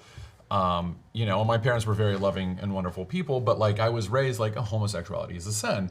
So when I would read the X-Men and I knew what the metaphor was, and I would see how these heroes that I loved, especially Nightcrawler, how these guys were being treated by these other people, I was able at a young age to look at those other people and say, oh my God, I'm them. And I'm being mean to the X-Men when I'm mean to a person who's gay or anything like that. Once again, art changes things. Yeah, Art so changes like things. I mean, at a young age, like that got me to a place where in college, like I'm going to a private school. I went to a school called Southern Nazarene University in Oklahoma City. Sounds very tolerant. It was not, but the students actually were in a lot of ways, but the administration wasn't as much. But there were only like 2 gay clubs in Oklahoma City at the time, and I can remember always wanting to go to them. And like I would get like some of my girlfriends would be like, let's go to Let's see what they do. Like, but it wasn't even that. It was like, No, I'm not judging. like, yeah, it was just like this is so that curiosity cool. Like, factor. there is that Oh, curiosity, but like I can remember the first time going in and seeing like, you know, the dudes in the leather and like all that. I was like, so the stereotypes are here, but those guys are just normal people. Like, and I remember challenging myself with that in college. Well, that's why these safe spaces at college drive me crazy. Because college is, you know, you're at an age where you want to challenge things, you want to know things, and the idea of safe spaces and colleges not being able to talk about certain things because we've taken a lot of that stuff. These terms have gotten co-opted and they don't mean what they should mean in a lot of ways. I was surprised that you were going this direction because essentially what you described earlier about the special meaning of gay bars and Comic-Cons is the central meaning of the But idea they're of a open to safe everyone. space. But they're open to everyone. I think the term we live in a world now where words don't mean what their original definitions mean, whether it's literally or irony or Christian literal, or please, things have literal. taken on things. The term has become the opposite of what it really means. And I think that some things safe spaces should be. Well, everything should be a safe space, technically. Yeah. But Nice. but in a lot of ways, some of these terms have taken on an isolationist quality to them, which is counter to what the terms what they really mean and what they really mean to people. You know, if that makes sense. By the way, this weirdly, can I bring it back to Wonder Woman again? Sure. A thing I love about the Wonder Woman movie is the way that it centrally captures, and the responses to it capture, this sort of duality in like, in being in a marginalized group or a culturally marginalized group, like. You sort of you get a range of potential responses, and one of those responses is like let's try to make the world better for men and women, and one of those responses is women just being like, screw this, we're never gonna fix it, let's just leave and do our own thing. And it's funny because that's never philosophically been the camp that I've been in, but I have a lot of sympathy for that sort of like, sometimes you kind of think like, oh, we're never gonna fix it, let's just leave and have a community. Let's buy some property. What's great is that the movie kind of lets you have both feelings. Because Paradise Island's not a bad place. You can leave that movie and be like, I kind of want to move there, but you can also identify with Diana, like, and it matches my personal philosophy, which is like, no, take on the challenge, go out into the world, try to make it better, not because it's easy. If you do nothing, how do you live with yourself? Yeah. That's ultimately the thing, and that's what I mean when I talk about and there are degrees, there are gray areas where when I talk about safe spaces being sort of a co-opted term, colleges are a place to challenge your beliefs. You know, I grew up, I didn't have any friends of color when I was a child until I went to college, and didn't know a lot of openly gay people until I was in college. And that needs to challenge your worldview. Maybe safe space isn't the right term, but you need to be challenged and pushed outside of your worldview. It's important to encounter new ideas. Because you don't have to like everybody. You know, life is a salad bar. You should try everything at the salad bar. You're not going to like everything, but at least try it once, just so you know, so you have a shared experience level with people. And that's what I'm trying to say. Absolutely. You shouldn't be afraid of everything. I'm not telling you to like everything. I don't care. You know, there are people I don't like. There are people that don't like me. That's fine. But we just don't. We don't interact. But we've met each other. You know what I mean? And you have to be open to new ideas, and you have to have faith in your ideas. If you think that they're good ideas, that they're not. If they're good enough ideas, the world is not going to break them in half. Yeah. Like they don't need to be. They don't need to have a fence built around them. If you have good ideas and philosophies about the world's not going to break them. It's going to enforce them. And debate isn't arguing. No. Yeah. I love getting into screaming debates with friends of mine about things, but then afterwards we're like friends. Half of our relationship was screaming debates. It's not, but it was about like the piping on Cyclops' costume. So really important stuff. You were the worst. Thank you. But we've come to a place where if someone doesn't like something you like, they don't like you. And that's not the case at all. There's once again, there's degrees of things. There are comic books, there are movies, there are novels, there's music I don't like. Just because I don't like it doesn't mean I think it's bad or badly done. Now, there are things that I think are badly done, but that's a whole different thing. And criticism isn't about the person. It isn't about the person behind it. It's about what the presentation is. And we've taken everything personally. Like, oh, you don't like that? Well, fuck you. Well, no. If I can meet you and say, why didn't you like this movie? Let's talk about it. Oh, it's my favorite afternoon. I'm not trying to change your mind, but you might say something to make me think of something, and I might say something and go, oh, okay. You know, and that's all. Be open to learn. That's what I think is the important. Sure. And there's a lot to learn. Let's circle back through that because there's so much. Let's go back to comic books. Now we're going to do social issues. Well, because I want to talk about this forever, but I know that we won't ever get through this list, and I will spend the next 3 weeks being like, why didn't we say this? This will be available on 13 CDs.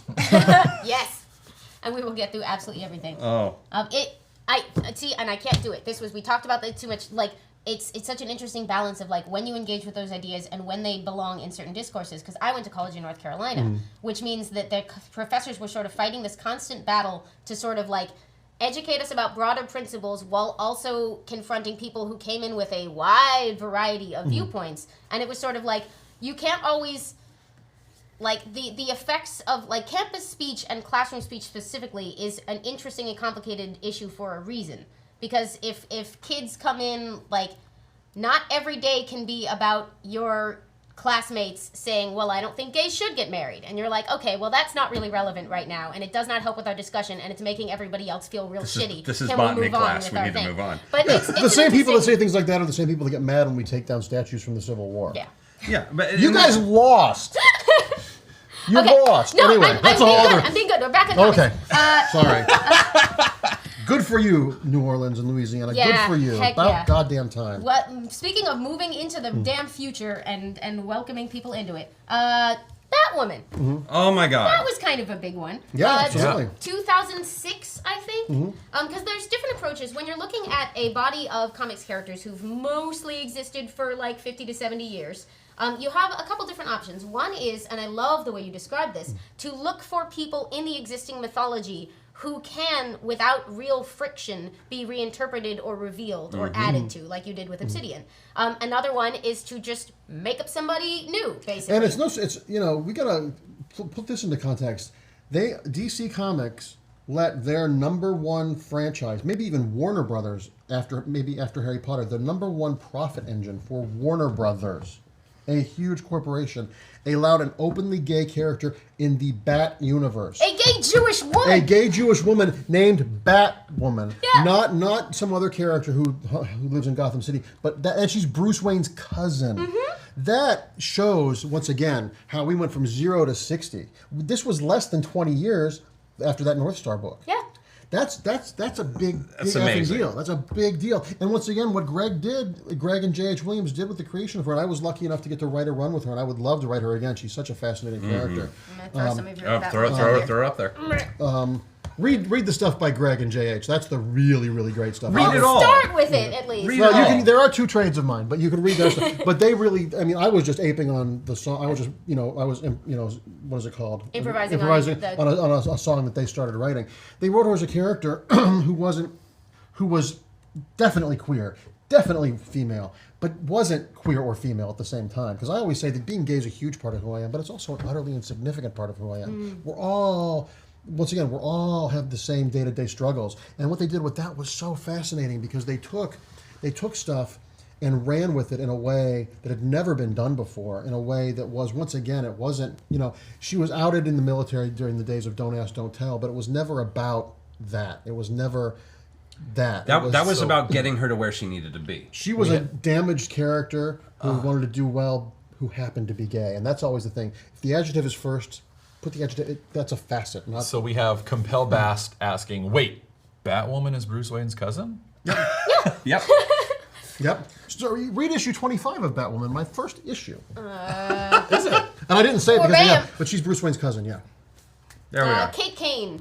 And I'll say J.H. Williams. On his mother's side. J.H. Williams is the third is one of those artists that Just extraordinary. If he existed in the Renaissance, if I could own his every- art would be in castles. And on every church bloody ceilings. page he had. Like I scour to get art from No, him. his stuff. He is a genius, and he and his wife are 2 of the sweetest, most awesome people in the world. It's always I'm always kind of thrilled and kind of annoyed when I meet people who are super talented and nice because I'm like, I feel like a crappy person. Possibly one of my favorite. But Jim is one of my favorite talented. comic book artists. He's an amazing Does things with talent. panel design Yeah. that are the flourishes with the panel design. And once again, designer. watching him draw, I feel like Salieri at the end of Amadeus. He's just doing this stuff, and I'm like, wait, I can't keep up. How do you do this? It's just genius. He's just born with this. I mean, that doesn't mean he didn't have training, but he's definitely, this is like this talent that just spills from it. Look at, he's never getting a piece of artwork that was false. It is almost Renaissance. Yeah. Like the things that he turned, like there are issues of Promethea that I flipped through where I'm like, you can just look at his stuff and get what lost is in this? it. Yeah, it's amazing. There was one issue of Promethea, just to harp on him again, that he did, which was an Ouroboros piece of art. Mm-hmm. The entire book could be lined up page to page, and it was one single piece of art, and then the last page connected to the first page. The last issue was a 36-page I bought 4 of them and tiled my room with this issue. That's wonderful. And It we're was forgetting, amazing. and we're forgetting the trans issue of Promethea, talking about trans Yes! characters. Promethea was Alan Moore's take on the Wonder Woman female heroic myth and epic. Which, for the record, if you liked Wonder Woman in World War I, check out Prometheus. Oh my and God! it's Check out one Promethea. Promethea. There are 5 volumes. They're all in print of the series. And Promethea manifested herself sort of like in different human. She's a concept. And She's she's sort a of concept, inspiring. and she was the avatar for a lot of humans. And they did an issue that was set in the 40s, I believe, about this private eye who was in love with God, it was Promethea. so and Promethea, when heartbreaking. she wasn't Promethea, the superheroine or the goddess, was a gay man who was a cartoonist.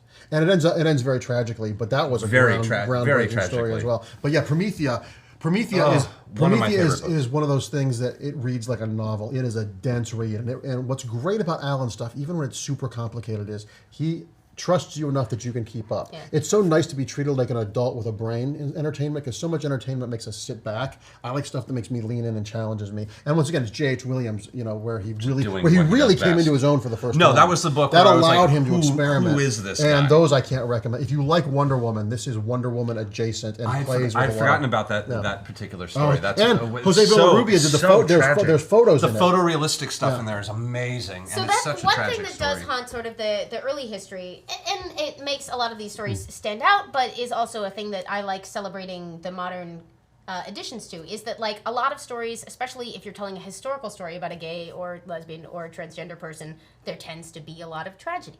Well, there's also the dead gay trope, but there was also some really offensive ones done, and I know this is a positive, but They aren't all winners. But there's one in particular that Marvel did in the Rampaging Hulk magazine, where Bruce Banner was staying at the Y, Ooh, and there were these gays that were going to attack him in the shower, and it was all these mincing stereotypes. And I remember even as like a 10-year-old reading that, and going, "Come on, Jim Shooter, you're better than Well, that." I mean, even the Incredible though? Hulk television series, that was the whole Robert thing, which is such a. Oh, yeah, they couldn't call him Bruce. They wouldn't call Bruce Banner Bruce Bruce was Banner. a gay name. Because Bruce was a gay name. What? Which is why, What? That's why it was which is why it's Banner in the Robert TV show. Banner in the How TV was show. Bruce a gay name? I don't know how to Did explain anybody this to you. consult Bruce Lee on the Or Bruce heterosexuality Wayne? of his name? Yeah. Or Like- Robert the Bruce, Yeah. No. What? That's crazy. or Bruce Springsteen. It's one of those things that you just sort of stare I know at the and you're name like, is different, but I didn't know why. Well, this Yeah, was it was I mean, TV. it was we 70s we and couldn't show Lord. Lucy and Ricky in bed together. I don't know how she got pregnant. So I mean, these things aren't unique to the LGBT experience. They're just things that happen as culture becomes more open. But it's also one of the things that makes it especially fun to celebrate sort of modern examples where it's not always tragic. So, like, Batgirl had a supporting character introduced in fall of 2011 named Alicia Yeoh, who I think was one of the first prominent transgender cast members in a superhero book. Yeah, probably in a mainstream superhero book. Yeah. I believe maybe the first. She got married this past fall. I was going to say, was Kane dating the head of Checkmate for a while too? I'm trying to remember. Like, she had a really fascinatingly spotty dating history. Moondragon and Phyla-Vell. Quasar, the Phyla-Vell. Yeah, the original, the Captain Marvel, his daughter were a couple lesbian for a while. couple Phyla-Vell. Phyla-Vell fought death for Moondragon with Drax, because Drax was like, "That's my daughter," and she's like, "That's my girlfriend," and they went and saved her from the Moondragon who was keeping her. She made a deal with Oblivion to save her girlfriend. Love You is love. are adorable sometimes. Hi. Oh, she. Phyla- I will say something. I will say about Promethea, just as sort of a warning for it is also the last book that I remember using gay as a slur, especially in the first few issues. There are a couple characters who kind of do the "that's so gay," But it's the character. but they're going In there. the voices Yeah, of just their so you characters. know, Once like again, it's that not is an that- intentional choice. So when you go Yes. there and you go, like they're going. And one other book that I Bring can't it. see, and this is quite possibly my favorite book Vertigo ever published. It was by Peter Milligan and Duncan Fegredo. It's a book called Enigma. Yes. Enigma was such a great book. So good. It's finally back in print, the trade paperback. It is so great. And there's if you're listening and you want to buy Enigma, I'm going to do a spoiler alert, because this is We are the spoiler This alert is show. very important to when the book was Stop being trying to make that a published. thing. That's not a thing. Enigma is about this guy who read these superhero comics when he was a kid, and these superheroes and the villains are coming to life in the real world. And he tries to track down the guy who created them, and the guy who created them is sort of this washed-up, sort of hippie guy, and he's gay. And in one issue, I think it's issue 3, the guy hits on our antagonist, or our protagonist. And Enigma's the main superhero of it, who has this link to this kid. And the creator hits on him. And the guy, the lead character, punches him in the face. And that's where the issue ends. And I remember reading it going, oh, God damn it. Really, we're not all predatory. And why would he react that way? It was like the book was late on schedule because the art is brilliant and probably took a long time to do. But the book was delayed for a while. And then when the next issue came out, you find out that our lead is gay, and he couldn't deal with it. And that delay made the slow burn and the disappointment going, oh, I love this book so much, but is this going to ruin? Is this going to ruin everything? And it made perfect sense because he was so not dealing with who he was. And in the end, he and Enigma, the superhero that was a huge part of his childhood, become lovers. And it was done in a way that is so fucking ahead of its time and so brilliant. And this book does not get enough credit for what it deserves. Is it in print? Peter Milligan and the great Duncan Figueroa. Peter Milligan, who also did LGBT characters in Ecstatics, and who was also Shade the Changing Man, who was also in. But Peter Milligan, Shade, an amazing book. Peter and Duncan, both I believe, both straight white men, did this book that is so smart and so intuitive and so brilliantly paced. It is one of my Desert Island comic books. It is in print. Go get the trade. I think it's available on Comixology. You will not regret it. It is. You can just once again the art. It's spectacular. Duncan is like Dave's brilliant. It is a spectacular, beautifully painted book. Duncan was actually the storyboard artist for The Force Awakens. Nice. So that's the scope of this guy's talent. But Enigma is one of the top 10 LGBT It's an amazing book. ever. And it's a great comic besides that. Years. I haven't thought about it in years. So one other thing that I love that is now a thing in comics that I did not see coming is good LGBT representation in children's books. Kevin Keller, Archie Comics 2012. Once again, somehow the world did not burn down, and he has stuck around, and we didn't see it coming, but he's in the damn TV show. I love that Archie, the company, said when the million moms, who are like 3 moms in Tulsa, and they're probably 3 men in Tulsa, said, "Whoa, that's gonna rot the children's brains," and Archie's like, "Relax." And I love that they try and Betty and Veronica try and get Kevin set up. They did a thing later in that Life with Archie book that was Archie in the future, where Kevin ran for office, and his boyfriend was a wounded vet from the Gulf War. And the thing about Archie that's great is Archie comics are all about acceptance. Yeah. Because they're not about acceptance. It's just all these characters just all get along. Even Betty and Veronica, who are kind of enemies, they have a begrudging respect for each other. And if Archie wasn't in the picture, they'd probably be friends, but they will never admit that. Yeah. So Archie has always been a great read, even as an adult, because it's just so, it's not Pollyanna-ish. It's got its tropes, but there's always it just feels like what kids should be. And the fact that Archie, known for this sort of safe sort of storytelling, did this, and the world didn't end, he became one of their most popular characters, is once again, I feel sometimes like I'm listening to FDR's fireside chats compared to today, because it feels like the world has gotten so accelerated. But yeah, and once again, you can't overstate the importance of. I love the piece that Roberto did with Archie for Love Is Love. Roberto Aguirre-Sacasa, who is the chief creative officer of Archie Comics, and he is the creator fascinating guy, really, and a lovely guy. One of my dearest friends, just a genius guy. He's written a bunch of. He rewrote the Spider-Man musical. He wrote a musical for American Psycho that was fantastic. He was the one who originally wrote a piece of theater like the Archie play that got had to have all the names. If you haven't watched our Archie episode, we have a whole Archie episode. Archie meets Leopold and Love. It was great. Archie's Archie's Scary Mysteries, or Archie's something. Well, and he's responsible for the Riverdale show right now, which I finally sat down and watched, and I'm irritated how much I like it. It's really good. I really like it. It's really good. Oh, it's like everything. It's like all that's got everything that shouldn't work works. Veronica's amazing. And if you're a youngster, well, on your fancy iBook thingy, if you like Riverdale, go to the next restaurant called Twin Peaks. Yeah, no, it's got a lot of Twin Peaks. It is a great primer to go to Twin Peaks in the sense of it. Do you mean like going back to the beginning, watching the old school Twin Peaks, like the old school Twin Peaks, not starting now? No. Not the new. No, the new Twin Peaks is brilliant, but it's so inside baseball. If you haven't watched the original, you'll be so lost. Riverdale is Twin Peaks with Archie. It is absolutely old school Twin Peaks, and with a little Archie. less pretense. It's also Riverdale. It's also Archie meets Twin Peaks meets Douglas Sirk, who was a big 1950s film director who did all these plateaus and tableaus and things that Douglas Sirk did. A lot of Rock Hudson and Jane Wyman movies, Written on the Wind, all that have Car by the River having a picnic. Yeah, Todd Haynes, the movie he did with, escaping me now. The movie he did with Julianne Moore. Oh God. Something in Heaven. Something in Heaven. Far from Heaven. Far from Heaven. Far from Heaven. Yes, that is a Douglas Sirk movie that plays with this the underside, the underbelly of suburbia, and also like Blue Velvet's another good thing. But if you like Archie, Blue Velvet, Far from Heaven, Douglas Sirk, those notes of small town and repression and glorious Americana somehow all. But God, Riverdale's good.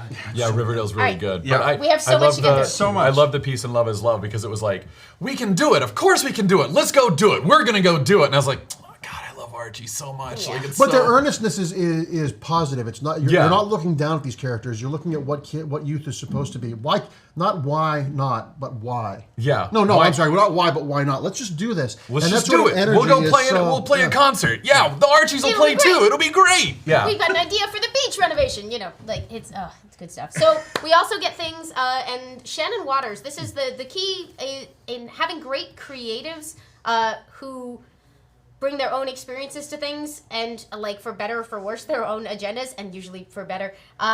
Can have a huge effect. So editor Shannon Waters is over at Boom, and she has got a line of books under the label Boombox, which have been rocking my world for the last 5 years, basically. And one of those books that she is one of the co-creators of is Lumberjanes. Lumberjanes, I think, won one of the GLAAD Awards in the recent year. They not only have... Lumberjanes is an all-ages book about girls at scout camp fighting monsters. And it is charming, and it stands completely alone as an entertaining narrative with beautiful art. And it also has 2 of the 5 characters who have a very gentle romance, like a appropriate to 13 and 14-year-olds kind of having a crush at camp exactly like you do in real life romance. And a character who you find out in the second year of Lumberjanes is a trans girl. And it's just part of the narrative of these books. And I'm so proud that they're out there in the world. These books, along with IDW, has Gem and the Holograms, which has trans representation, I think, and some LGBT characters. One of the creators is a trans creator who... Sophie Campbell. Wet Moon, her book from Oni is collected in, I believe, 4 nice little books. And they've reissued Sophie's them an in very amazing nice new cartoonist as well. editions. Beautiful stuff. There are, I'm just going to veer now, but there's a webcomic creator named Julia, I think, Kay, who does a comic called Up and Out, that is one of my absolute current favorites. But Lumberjanes and Kevin Keller, Help Us Great Warrior has a trans character in it. That's also a Boombox book. Isn't there a gay character in the Steven universe? I think there's like a ton of them. Okay. I really those need to see cartoons that. are definitely... And they have a non-binary creator working on the comics. I think that's so non-binary representation has sort of not come very far yet, but we're kind of getting there. Asexual representation in Jughead. In Chip Zdarsky's Jughead, he has Jughead as We're an always asexual arriving at the same character. point, and I love it. I love, and that Jughead book is such a great read. It's a lot of fun. It's a really fun book. We had some other requests to shout out. I do remember that, like, certain examples for a variety of categories. We talked about some trans women in comics, not as many trans men, although Koi Boy from the cast of Squirrel Girl is a trans man. Trans man is female to male. Essentially someone who was previously assigned female who identifies as male. Well, there's a great piece in Love is Love that 2 of my friends, Mary Jo and Chick, when they met, they were straight women. They fell in love, and they're like, "Oh, I guess we're lesbians now. Cool." And it's a great piece. It's a 9-panel piece in there. And then Chick realized that he was trans, and so they went from being straight women who fell in love to becoming a lesbian couple to now being a straight couple again. And it's like, and what's great about it is Mary Jo, who's like, was like, oh, and Chick was like, oh, I guess that's just what this is. We love each other. Yep. We love each other. Love is love. It doesn't matter what the wallpaper in the house looks like. I like the house, Yeah. and it's just, I reached out to them specifically because both of them are brilliant comedians. And if you follow me on Facebook, that Joker picture of me, Chick is a great photographer and did this. He's sort of like the nerdy Annie Leibovitz. That's amazing. But Wow. But All right. but having that piece in there, So I don't know a lot of male to female, a lot of female to male trans people in comics though. No, it's Trans thin. men? Thin at the moment. Shout us out if you know Please. some good male trans creators. Or characters. I know that in the commentary community, and I don't know how much attention they'd want brought to it, but Jay Edidin, who contributed to Who's it, awesome. I love Jay. He's is great. a trans man. Yeah. I believe. I'm trying not to make declarations about other people's identities, but to the best of my knowledge. That Miles and Jay talk about the X-Men is such a great podcast. It's so good. My only problem with that podcast is that I always want to put it down, go reread everything, and then pick it back up. What is it's the a- Miles Miles and and Jay Jay explain the X-Men. X-Men. Because someone has to. Oh my It's God, actually I've never heard of this. It's an amazing podcast. It's so good. There's something about the X-Men that just inspire a lot of really interesting commentary podcasts that I always really enjoy. I don't know why. It's weird. Well, a whole Don't know. generation of us got into comics. there's a bunch of It'd be awesome- weird if we Yeah. didn't have a bunch of responses. There's also a bunch of Japanese comic books, weirdly enough, that do with this because they're there's so one. There's one I tender. want to talk about. Yeah. Yeah, no, dude. There's a Japanese artist named Tagami who's known for his very explicit gay male comics in Japan, and he has an all-ages graphic novel series that just came out called My Brother's Husband, and it should win everything. It is an all-ages book. I have it at home, but I haven't read it. You'll read it in one sitting. It's very Japanese. It's and I don't read a lot of manga because the reading backwards thing, I haven't done that for my whole life, so it's very difficult for me. I read this in one sitting. It's about a divorcee in Japan who has a 10-year-old daughter, and he had an identical twin brother who was gay, who moved in Canada, married a man, and then died. His widower comes to Japan for the first time to meet the family, and that's all I want to say. It is so simple and so pure. And I've given out probably 10 copies of it as gifts already to people that have gay family members and don't know how to talk to their kids about it. It is so good. I want the second volume now. My Brother's Husband, it's out in hardcover. It's going to be on all the awards lists next year because it is amazing. No wonder we can't order any more right now with the shop. Publishers, get at us. I'll also say out of Japan, like older books, The Rose of Versailles deals a lot with gender issues. Utena. Defining moment for a lot of girls my age was the Sailor Moon Extended Universe, where we found out what was being cut out of the American releases of Sailor Moon. Uranus and Neptune. They turned the gay couple into cousins. Later on, they kind of couldn't fight. They made that like the current versions. They're definitely like, no, we're not doing that anymore. It was merely in the '90s initial releases, but it was great. Like a whole generation of us went on the internet and found out, and we're like, what? Yeah, okay, yes. So many things make sense now. But they're far less creepy now. Far less weird. Yeah, they were really fond cousins. Rose of Versailles, I'll definitely say is one. There's also I'm trying to remember. There's a Tezuka book. I want to say Princess Knight, which is a very good one in that direction.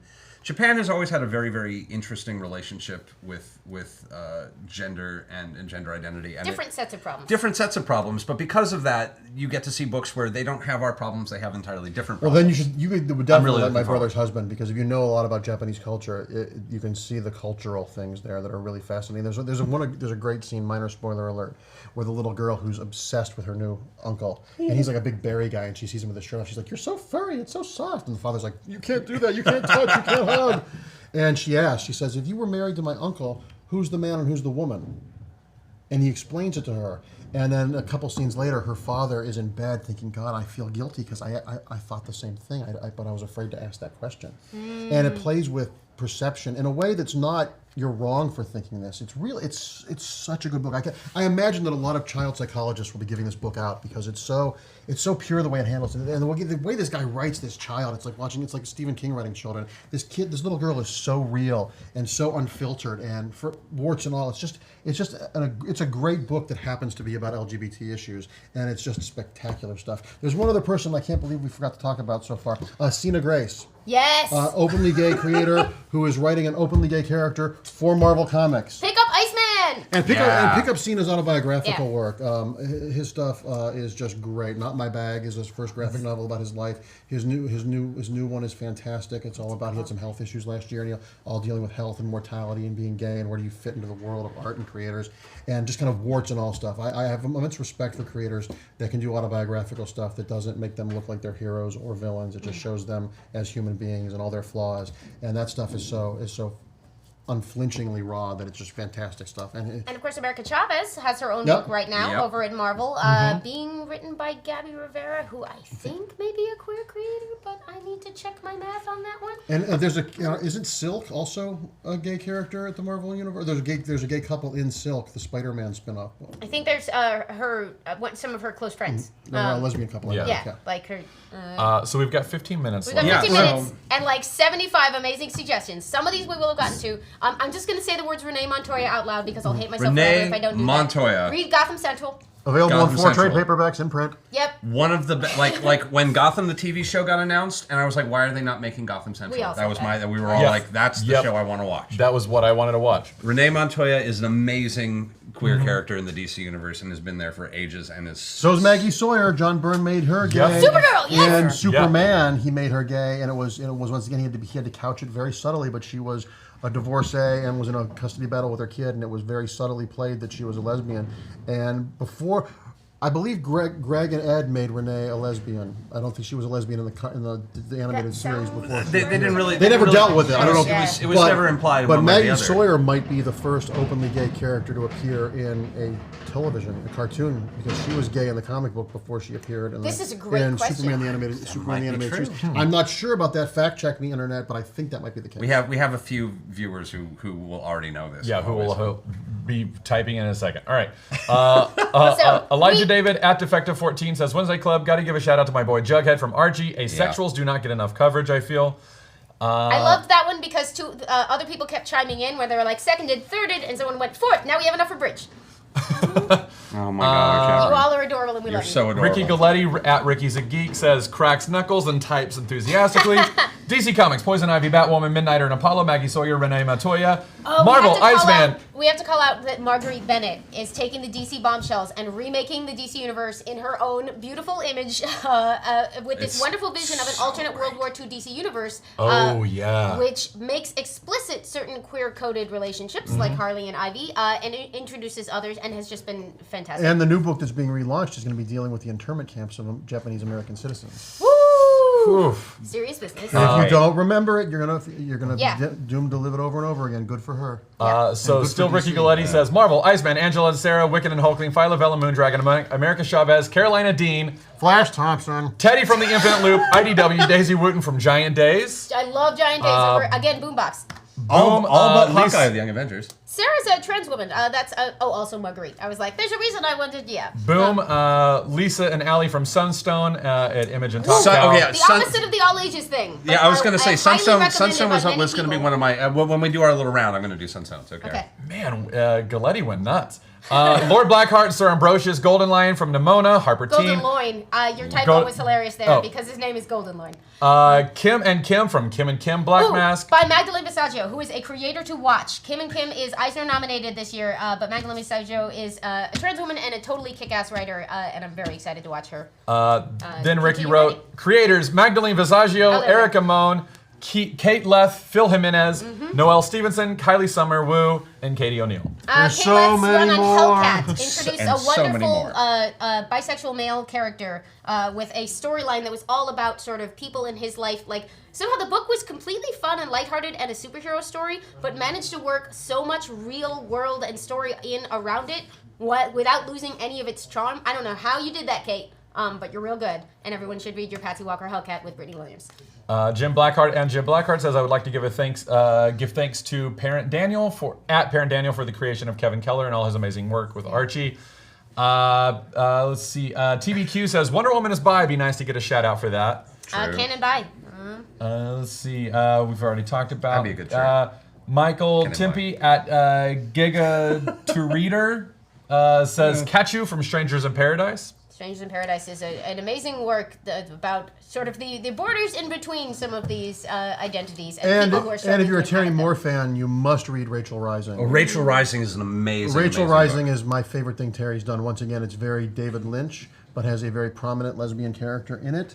It's about a girl who wakes up in a shallow grave. She's dead, but she's not, and it goes places where I never would have guessed it would go, but was so thoroughly satisfying and is fantastic. Spectacular read. That's out. That's completely in print. There's also a really nice omnibus in print. It's all 7 or 8 trades in one. It's a great read. Lynn at name that I'm not going to try and pronounce. I'll always love Richter and Shatterstar from Marvel. Oh, and Zavin from Runaways. There's not nearly enough non-binary genderqueer representation out there. Richter and Shatterstar. Do webcomics count? This is from Ali Osworth. Yes, because these fine folks to great queer comics on Autostraddle. There you go. And then they gave a link website I referred to earlier that Autostraddle. had that great rundown from fall 2015. They have a lot of good content, and they do comic-specific coverage. If you're looking for like good rundowns on characters and creators, that's a place to go.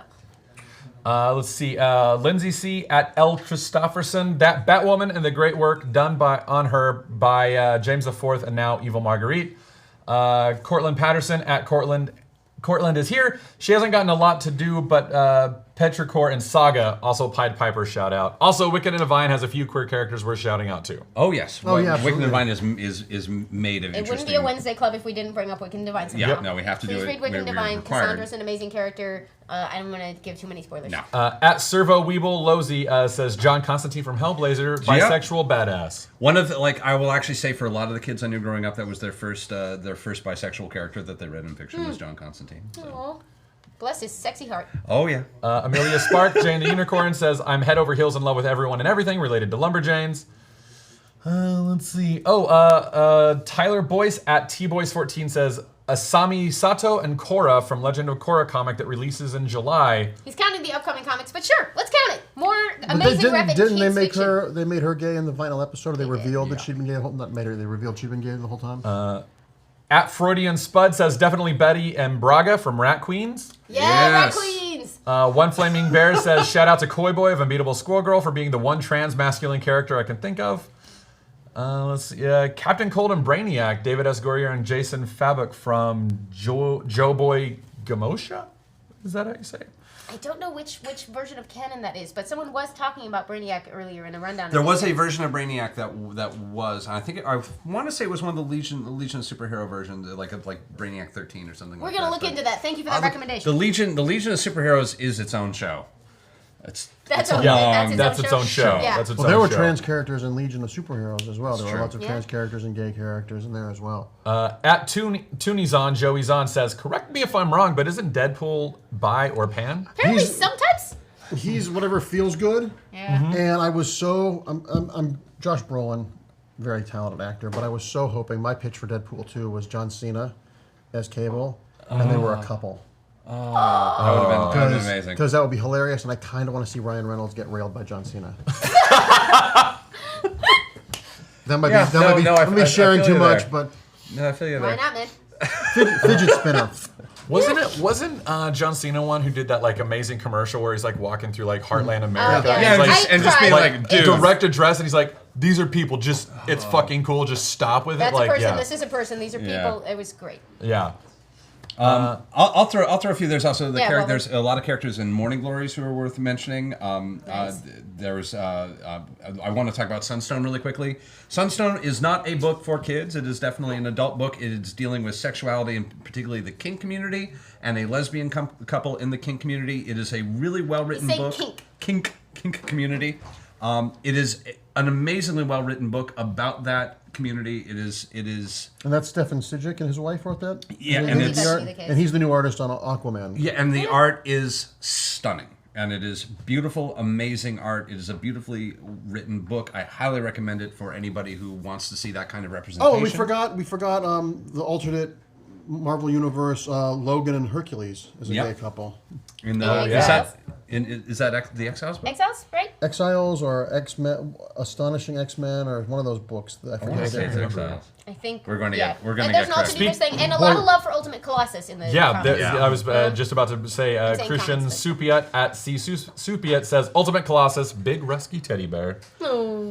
Anybody who wants to go back and read the Morrison run of Doom Patrol, it is again, it's very you have to give it a little bit of love for how old it is, but they deal with gender and sexuality. There's a transgender street. There is a transgender street as a superhero. There's a street that's alive, a sentient street called Danny the Danny Street. the Street, who's a trans character that's amazing. And sometimes the shops are like dress shops, and sometimes and they're it's like bars. sometimes it's like frilly Ugh. guns and ammo Yeah, shops. it's I mean, it's amazing. amazing, Well, amazing, and amazing there stuff. are some of these that like we encourage you to read with an eye on the time that they were made and the sort of the thinking behind them. Like there's a character in Sandman who, for a lot of people, was the first transgender character they'd encountered, named Wanda. Wanda, yeah. And it's one of those things which your reading experience is going to vary because certain things have sort of we think about them differently now or they've aged Well, differently. But here's- like it's It's a wonderful there, and story. This is the perfect example for context.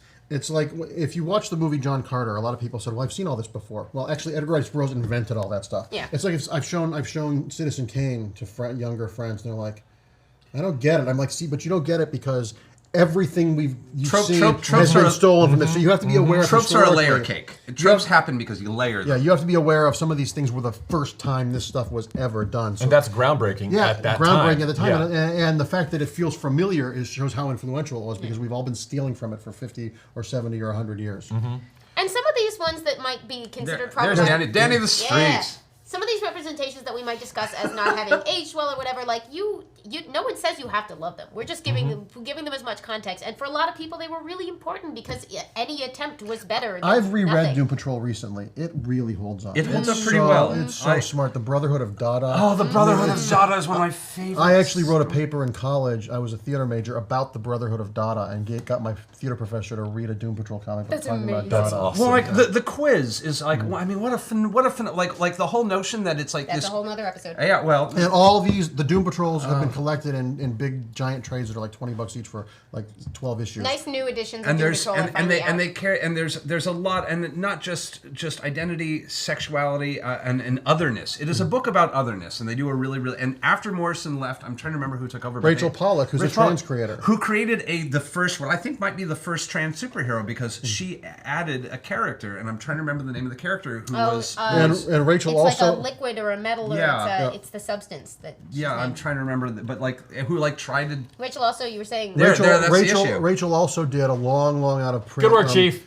She did a Magical. She did a Sandman tarot deck for DC. Which I own, and it's beautiful. Which is, I'm shocked isn't still available. I'm surprised they haven't kept that available. So I'm not It's into been out of print all that forever. stuff, but it's a beautiful. I believe Dave McKean. Did all the artwork Dave on it. McKean did the artwork, and I will say actually, I have books on, like, I'm a studier of the history of tarot and the construction of the. Well, she's the like symbolism. a scholar. It is she's it is very one of the- storied, learned woman. I bought it because I thought it would be cute. It's one of the best decks I own. Like, Alright. it is stunning. We've got about 5 minutes. yeah. Who else do we have? Voodoo at Bad Voodoo says, I don't know any bi-male heroes. Sure would love to learn about some. It'd be nice to be represented. I guess I'm out to any of my followers now. By male hero, John By Constantine. the way, But yes. I haven't responded to this, but that really moved me. Thank you for sharing that, for putting that Yeah. out there. That's why I read it. Yeah. Happy Pride. I'm not crying. what's your You came Grindr out in my profile? mentions. At Marc Andreyko. It's okay. I don't talk about it much, but I'm the B in LGBT, for the record. Doesn't are we- tend to come up a lot. Are we going there? But, well, I am. Yeah, I am too. I'm a Kinsey 6. the only female nether reasons I ever touched. I slid. Kinsey sick? That's amazing. That's right on the scale, right? 6 is 100% gay. Yeah. The only vagina I've ever touched was when I slid out of it 47 Yeah, years you were ago. done. Yeah. That was... I have immense respect for it, but if there's something else on the menu, can I try that first?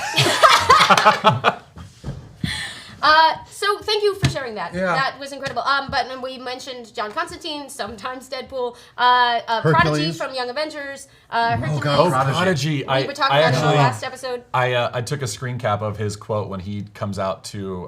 It's a great coming out. It's a great coming out, and I loved It's it. from Young So Avengers. I took a. Let's see. Let me pull it. He says basically. yeah.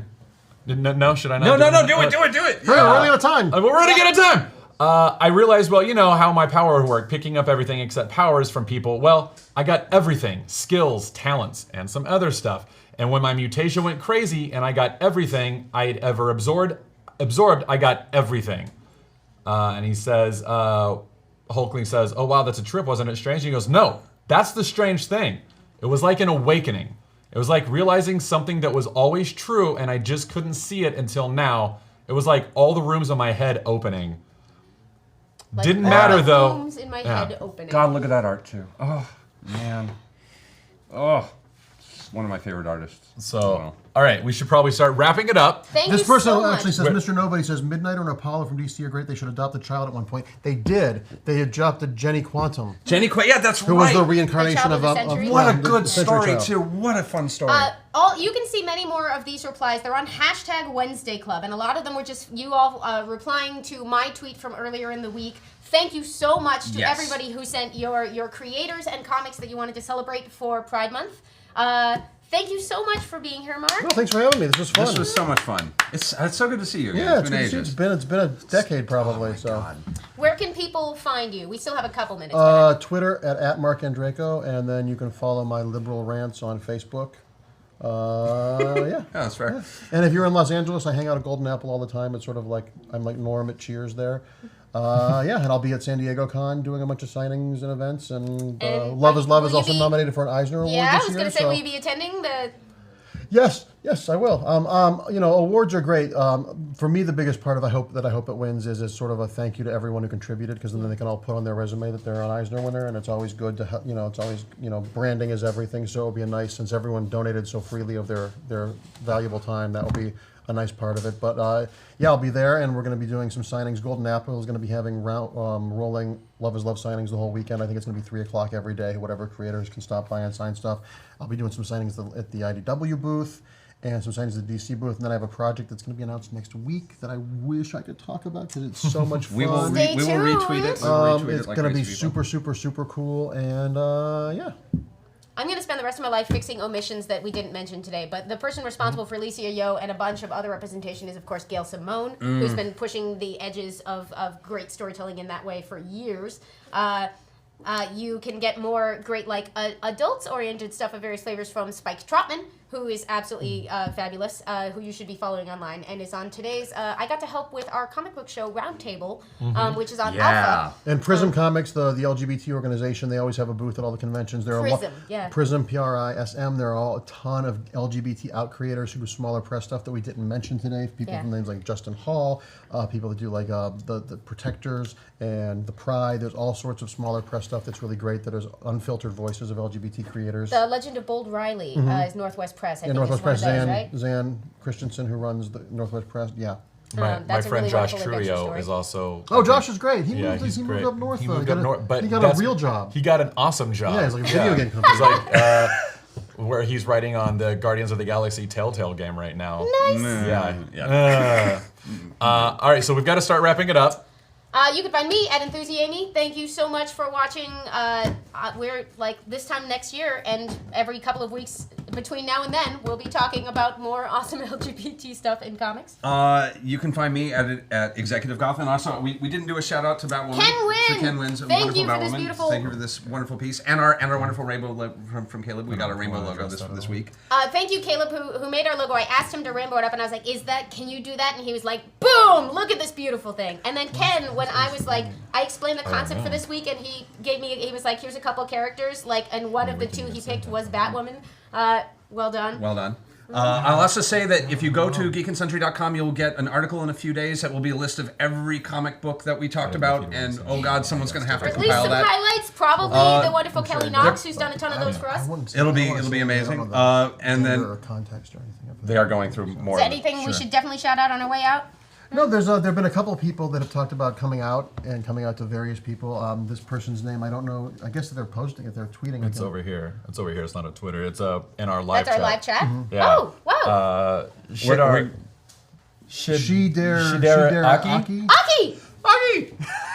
Aki! They said, I only came out as bi to my mom last summer. She knew I was ace, which I don't know what ace is. Ace is short for asexual. Oh, okay. She knew I was ace, but the bi thing was a later revelation. My dad still doesn't know. So... Thank you for being part of our community, Aki. Thank you. It is tough. The coming out process is everybody has their own journey and their own speed. And even when I came out to my parents, I didn't officially come out to them until Matthew Shepard had been killed, because I wasn't dating anyone, I wasn't lying about it. But even then, I did it with a letter, because when Chaz Bono came out to Cher was pissed, and I was like, wait a minute, And my parents, I part of the reason why I feel the need to give back is because I've had a very Norman Rockwell life. My parents have always said, even since I was little, do what you're passionate about. Don't do things for us because you're going to be doing it long after we're dead. And it wasn't until I was an adult that I realized that wasn't everybody's experience. So I feel the need to give back. So coming out, you do it on your own terms, and your father might know. A lot of times they know, and a lot of times they don't address it, not because they're disappointed in you or embarrassed, but because they want you to be the one to let them know. I had a guy in Florida, and I hope we have enough time to cover this, who came up to me and didn't look like the kind of guy that I thought would say this, but he came up to me after a panel, and he said, my little girl is gay, and she came out to her mama, but she hasn't told me. She's scared, so I gave her a copy of Love is Love. Oh my God, that's amazing. So you can be guilty of underestimating your parents or overestimating your parents, but sometimes you're guilty of underestimating them. So I don't know your circumstances, but hopefully your father knows and is just waiting for you to be able to tell him on your terms. So good for you, and we all love you. All right, well, we got to wrap it up. Thanks for being a part, and we will see you next week. Can we announce next week's? Next week's, yes, we should do it. Did we confirm? I think we've confirmed, but we need to wrap it up. So we have to wrap next it up. week, 7 p.m. No. We'll announce online. We'll announce it online, and we're wrapping up. We'll see you at 7 o'clock next week at our new time. Bye-bye. Bye. There we go.